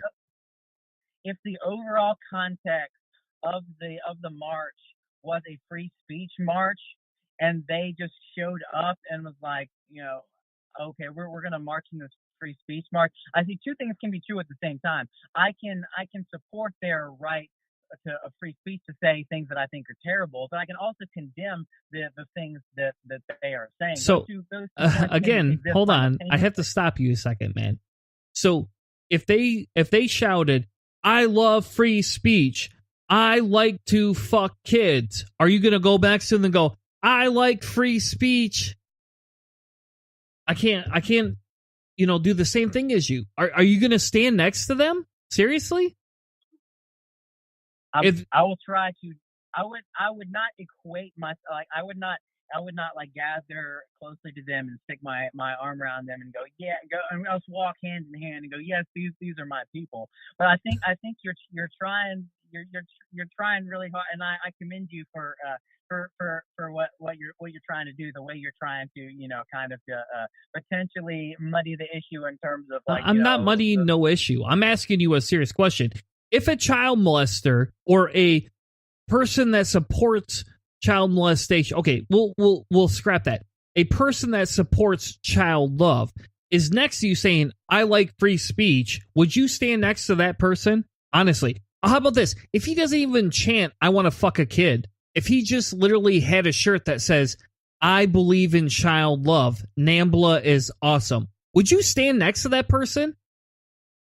I would try to stand as far away from them as possible, but that doesn't mean we can't march in a together march in a free and where the overall context of the march is a free speech march. I would let them march in that march. Yes, because the whole concept of free speech is actually supporting people's right to say and believe horrible things. Now, also too, like that person probably should either be reported to the police, or they should be monitored somehow because they're advocating something that Are you going to is report very them? illegal. Are you going to report them? Yeah, yes or no? I would report them. Yeah. Okay, so fair enough. So hold on, fair enough. So let's go back all the way back to your discussion point about white nationalists and good people that don't want to see monuments taken down. If you're one of those, "I don't want monuments taken down because I believe it's free speech," and there's a guy over there saying, "I don't want that either, but hey, it's because I believe black people suck and I'm a white nationalist and I'm a Nazi," you're saying that you would stand next to them and protest, but you would also report them. So while I don't 100% agree with you, I can say, okay, fine, that's admirable. How many of the "I'm not a white nationalist" individuals stood there and actually reported any actual white nationalists? Because it is, in fairness, we should be reporting people that actually want to kill other people or think that they're they're inferior. And that's what white nationalists are doing. And that's what they were chanting, man. That's what they were chanting. And like, what? Again, I think you're equating two things that shouldn't be equated because you don't because you don't want to be equated with a child molester. I get it. Yeah, I don't want to be equated with a child molester either. And how about this? I'll tell you one thing, man. If there was a protest against abortion, right, and a child molester stood next to me and said, "I believe we should abort children too," I don't want him in my protest. I don't care if he agrees with me or not. Hey, you're a child molester. Get the hell out of my. I don't need you. You're not important to the conversation, man. Well, if they're a child molester, they need to go to jail. Well, I agree. If you're a white nationalist, you should be disbarred from society. I agree with you. Yeah, but it shouldn't be illegal to think that your race is superior. I condemn it.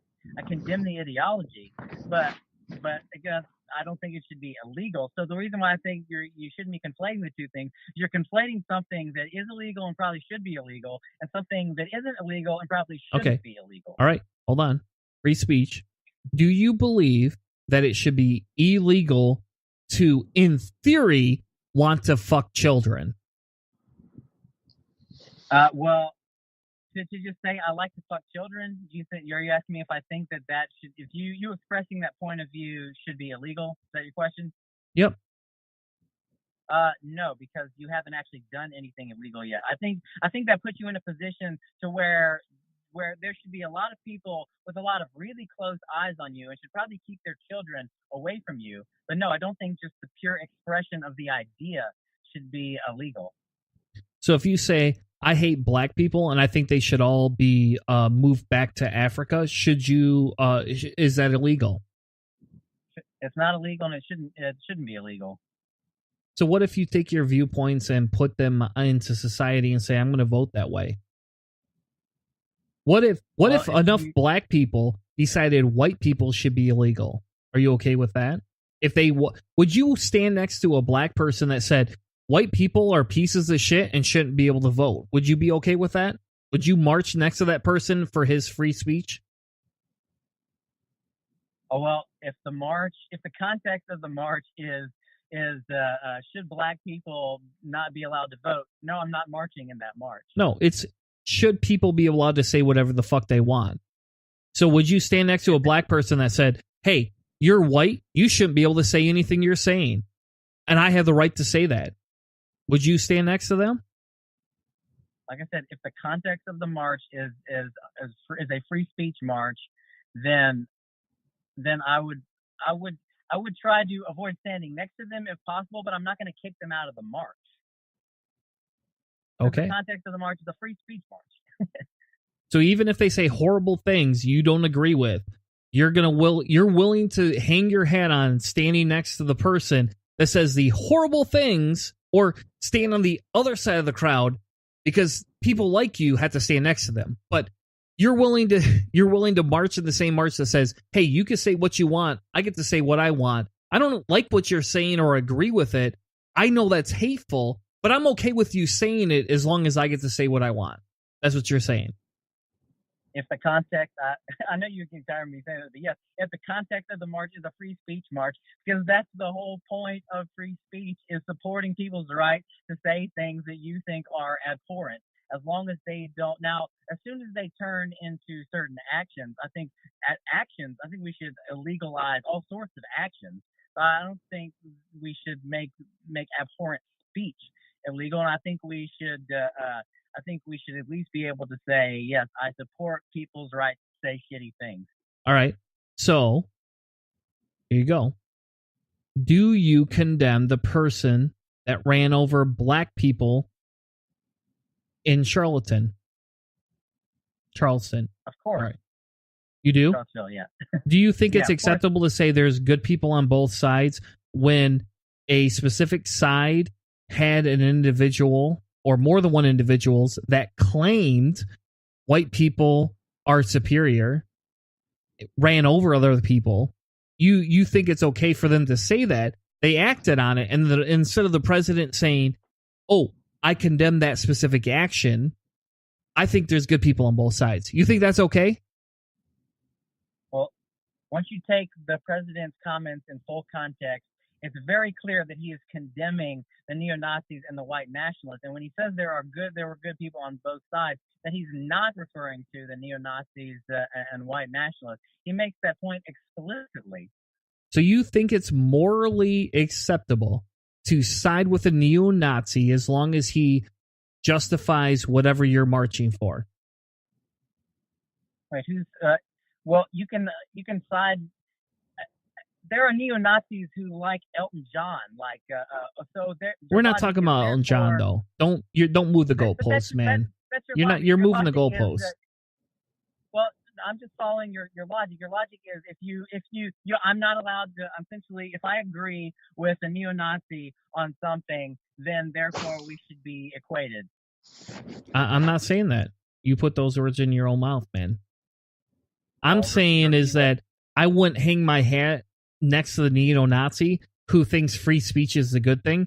I would say, hey, most speech is good speech to have free, but there's certain things that we go, I don't want to be part of that. And while, yeah, you have the right to say that, I'm not going to A, accept that, and B, I'm not going to say, hey, this is where we should be going with our free speech argument. You should be siding with atheists who are like, yeah, I believe in free speech. Let's dump religion out of the government and make everything neutral. You shouldn't be siding with the neo-Nazis that says, hey, I want free speech, and if I get in power, I'm going to get rid of black people and Jews, and I'm going to get rid of gay people and all these other things. And oh, by the way, when you disagree with my opinion, I'm just going to get rid of you too. It's inconsistent, man. I'm taking over the debate. I'm sorry. No. There's no. What is the inconsistency? Like, I'm not seeing what the inconsistency actually is. That you and I can march together about free speech, but when you want to march with a person that when he the difference between me and a neo-Nazi, right? I believe religion should be free to everybody. I'm not willing to kill anybody who wants to enforce another religion on somebody else. What I am willing to do is punch a neo-Nazi in the face because of the fact that he thinks when he gets in control, his free speech is truly free speech. What is not free speech is the fact that when he wants to enact his beliefs or policies or statements, that's not free speech. He can say whatever he wants. I can say whatever I want. And the difference is I'm not going to stand next to the guy that says whatever he wants. I'm going to stand next to the guy like you who wants the free speech but isn't a neo-Nazi. You're not walking around saying, I don't even want to repeat it because it's awful. I'm not walking around holding torches and saying all these things. I'm going to walk with Dallas and I'm going to say, yeah, he's a Trump supporter. I hate Trump, but guess what? I support his right to say I love Trump, but I'm not going to walk next to the guy that says I want to kill all black people and I want to send them back to Africa. Yeah, you can have the right to say that, man, but I know what's going to happen if you get in power. When Dallas gets in power, he's not going to send me back to Africa.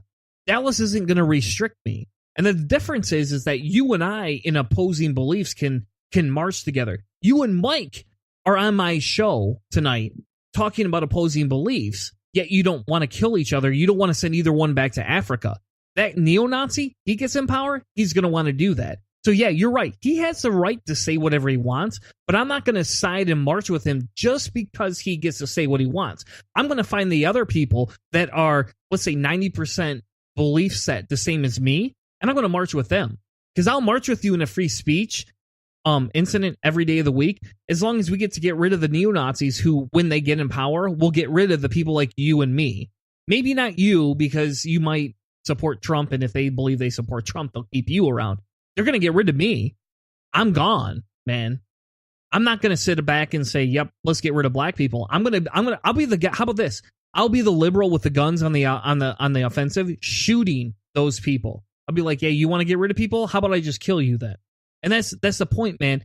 Is that you and I are very similar in our aggressive ideologies. You and Mike are similar in your aggressive ideologies. You and a neo-Nazi are not similar. And I agree, it's a shame you and a neo-Nazi get paired together. But that's what Trump did with that statement. Well, we disagree, and I think I provided my statements in the context, and you said what you said, and people can make up their minds of what they think about this issue. Fair enough, Mike. I've botched you out on accident. I'm very sorry. It's That's all right. I'm just relaxing back here listening. it's a hosting thing, and I forgot it wasn't my debate. Mike, your opinion here. Yeah, I got about 4% battery because my phone sucks. But a few of the last things, if I can move on from that topic. So I was going to, as far as domestically, I wanted to get your opinion on how you feel when he was in front of these rallies condoning the violence and making these violent statements that he's made a few. If you want some examples, I can definitely read them off. I just forgot where that piece of paper went. Oh, there it is. As far as if you see somebody getting ready to throw a tomato, knock the crap out of them, would you seriously, okay, just knock the hell? I promise I will pay for legal fees. I promise. That's Trump talk. I can't do a very good good impression of him. And then as far as police violence, he was also saying, don't be careful with these people when you throw them in the back of these cars. In my opinion, I don't think that we need a president who condones that kind of violence when even in somebody who is a criminal, they have the right to their day in court. Also, when he has all these, when he's holding these rallies, all these protesters, they're there. They don't need any violence brought upon them. He also praises capital punishment for drug policies in China and other countries. I was just kind of wanted to know your thoughts on what you think of his condoning of that sort of violence. Okay, so first off, I'll say that I don't particularly condone those specific comments. Like, I don't think they were. I don't think they were well thought through. I don't think a lot of the things Trump says is that well thought through. Like, he's not a super articulate person who speaks with these mellifluous tones that of the great intellectuals. He's far from that, and so there's that. And like I said, the specific comments, like, I don't think those are particularly good comments. However, I will say this, like, I don't think he was serious in what he's saying in a lot of these comments, and this is just my opinion because I'm somewhat playing mind reader, which I generally try to avoid, but for some reason, in this case, I feel compelled to just make that point. I personally don't feel like he like, okay, like, let's say, like, if I asked him, like, if we were in a room together and I asked him like just like point blank, like, so, like, what do you think about like political violence in the sense of like just punching people who just disagree with you, or like, do you punching Democrats, whatever, like, you think would you condone that? Do you think that's a good idea? Like, I think if you kind of really kind of hone some of this stuff down to specific questions, like direct questions, I don't believe he condones like something like that. I think he's just said some things that he shouldn't have said.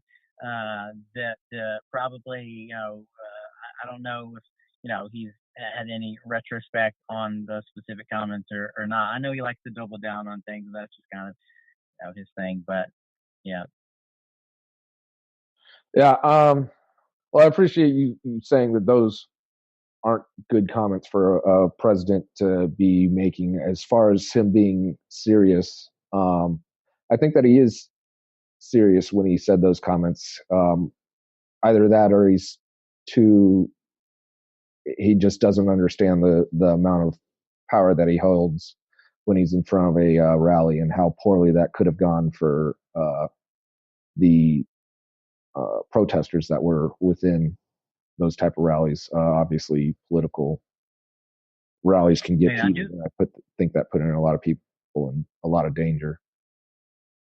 I do have one more point to make on this specifically. Like, and again, this doesn't necessarily necessarily condone like punching somebody, but it at least I think provides a little bit more context. Like, are you aware of the fact, like, have you seen there are some videos that exist out there that kind of show that there was an actual organized effort to deliberately agitate the Trump protesters in order to get a negative reaction, in order to try and spin it as if Trump supporters are these like crazy violent people. Are you even aware of the fact that have you seen the videos that I'm talking about? Trump's own statements were going to cause a negative reaction, and that's unfortunate that the protesters were there doing that. But I think that Trump's own statements, as far as him being a bad president, was also part of causing a negative reaction. And those were violent statements. I don't think that we need. I think that we have too many leaders in the world that already make violent statements, and I'm disappointed that the U.S. now has one also. Yeah, so I think we agree on a few points there, but I think we just disagree on kind of the opinion of kind of what Trump actually thinks in his heart of hearts. But like I said, that's just that's not something we're going to resolve here and now. So okay, I can't. I mean, I can't push that any more than you'd want to discuss that. But unfortunately, my phone's at about 3%, and I have it plugged in, but it is going to die because my phone sucks. All right, that's just how batteries go now. So that's fine. I think we've had a very vicarious conversation over the last hour and a half. And at this point, let's go ahead and wrap it up. In fairness, so. Mike, I'll let you go ahead and you can have 5 minutes for your closing statement. When you're done, signal for Dallas, and Dallas, you're welcome to close the show out for us. No, okay. Yeah, I did not prepare a closing statement. But yeah, I mean, I would have to return to my original statement that I don't really feel that I was swayed on the original statement. I think that he's failed domestically and also abroad. He's divided this country. He's failed as a leader. He's can't even hold his cabinet together. James Mattis left.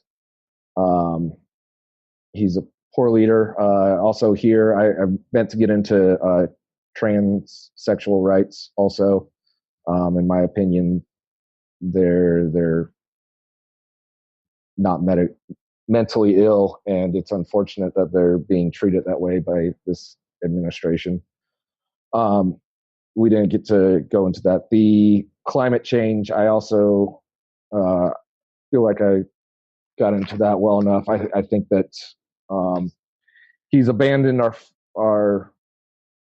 he's abandoned the world and the drive to make a difference, and I'm glad that a lot of the rest of the world is still doing that.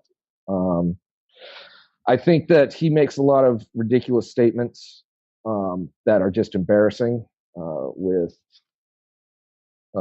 flying water tanks over Notre Dame.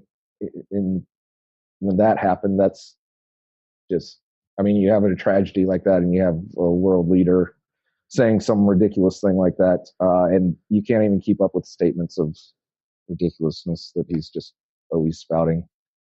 Again, the fake news, I think, is very divisive and causes confirmation bias, and the violent statements that I just went over. I would still hold fast that he is bad for the U.S. for every point that I outlined at the beginning. But yeah, thanks for having me on. All right. But yeah, go ahead, Dallas. Dallas, all right. Your closing argument or discussion. Yeah.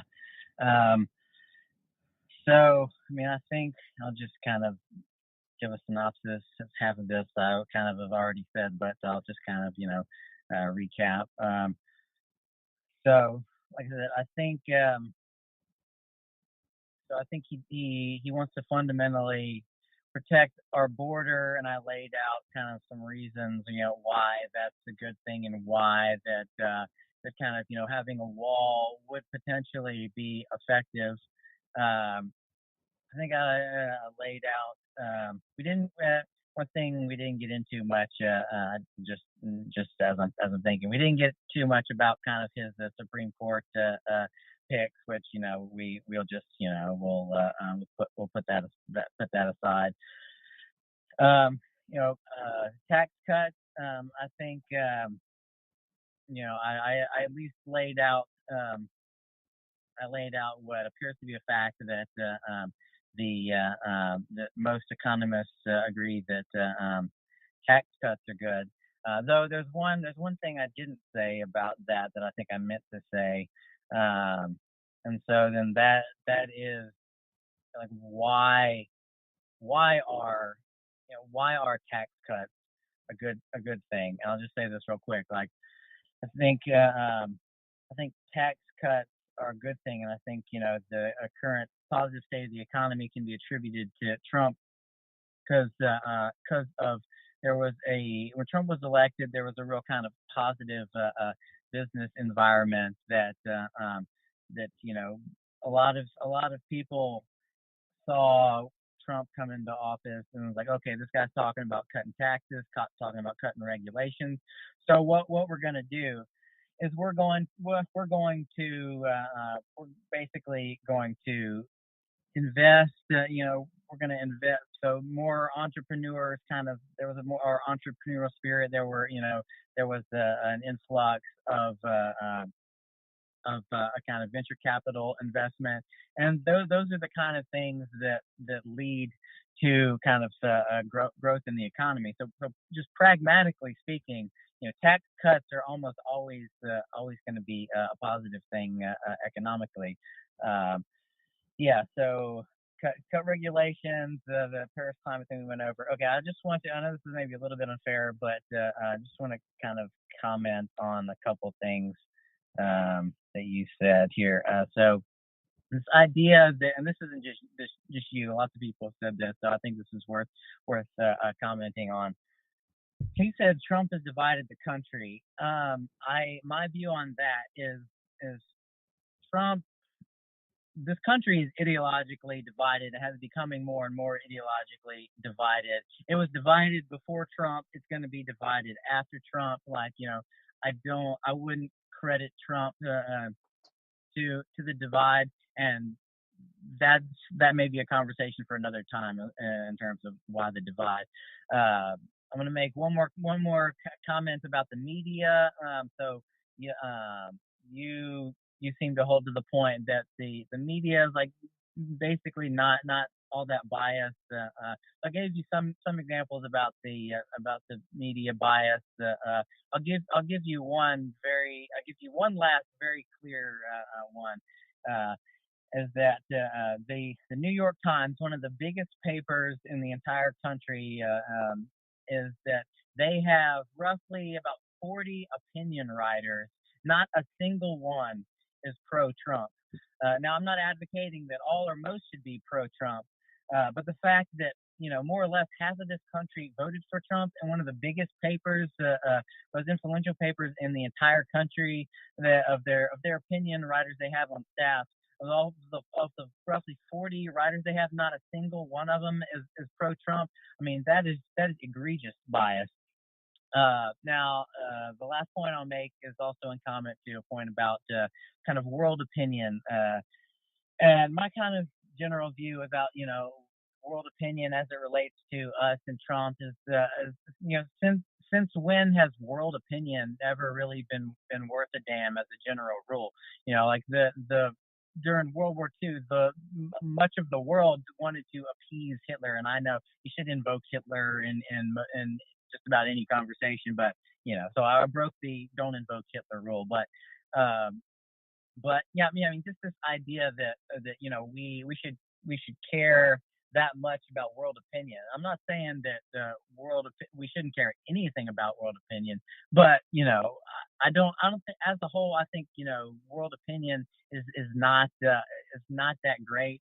I think we have better ideas and better opinions about things here in the United States based upon our kind of foundational principles and values that the rest of the world hasn't really traditionally adopted. And I think I'll just leave it at that. Awesome. Well, cool. Well, thank you so much, the two of you, for joining us tonight. Dallas, Mike, thank you all. It's been a pleasure having the two of you on. As we wrap the show up, we remind everybody, if you want to support us, head over to patreon.com. You can support us for as little as $1 an episode. You can remove the energy drink or the soda that could be ruining your teeth and support a podcast that donates back to society. As we move on from this discussion here, I want to remind everybody that the point of this conversation was to help highlight others' viewpoints. So a lot of times, those of us in the industry talk over other people, right? We get on Facebook, we yell, we scream, we manipulate, we belittle other people. But the point of tonight's conversation was to take two people that like to have conversations, put them together in a room, and let them talk through their differences. And as we close the show out, I can say we've definitely accomplished that point of the conversation. And I think the conversation went very well. I think that there was some points made on both sides. I won't be as liberal as Trump and say that there was good points on both sides. But hey, as we talked earlier, I'm a little biased, right? So there's always that. But if you support those in the industry having the conversation, if you support people having an honest conversation without anger, this is for you. Share it with your friends, let them know what's going on, and hey, send us an email with your feedback. If you have questions for Dallas, let us know. We'll get them over to Dallas. If you have questions for Mike, let us know. We'll get them over to Mike. Again, the point of the conversation here tonight was to take people that were passionate about what they believe and allowing them to converse in a safe atmosphere. Call me triggered if that's what you want, but we provided a safe atmosphere tonight. Thank you all so much for joining us at Cellar Door Skeptics. We'll be back next week with another amazing episode right here. Thank you all, and have an amazing night.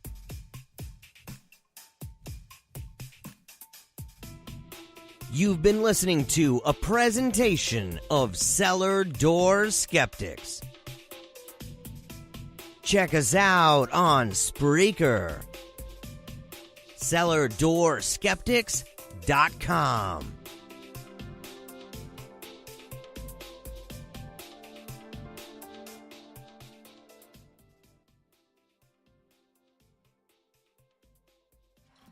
If you'd like to join the ranks of Patreons and sponsor the show, head over to patreon.com/Cellar Door Skeptics. For less than a 20-ounce soda or an energy drink each week, you can help sponsor us, the hosts, and our charity of choice. Patreon helps Cellar Door Skeptics create better content, become better activists, and it's going to help you stay healthier by drinking one less soda or one less energy drink each week. Click the link in the notes of the show to sponsor us today, because we bring the discussion with the sources.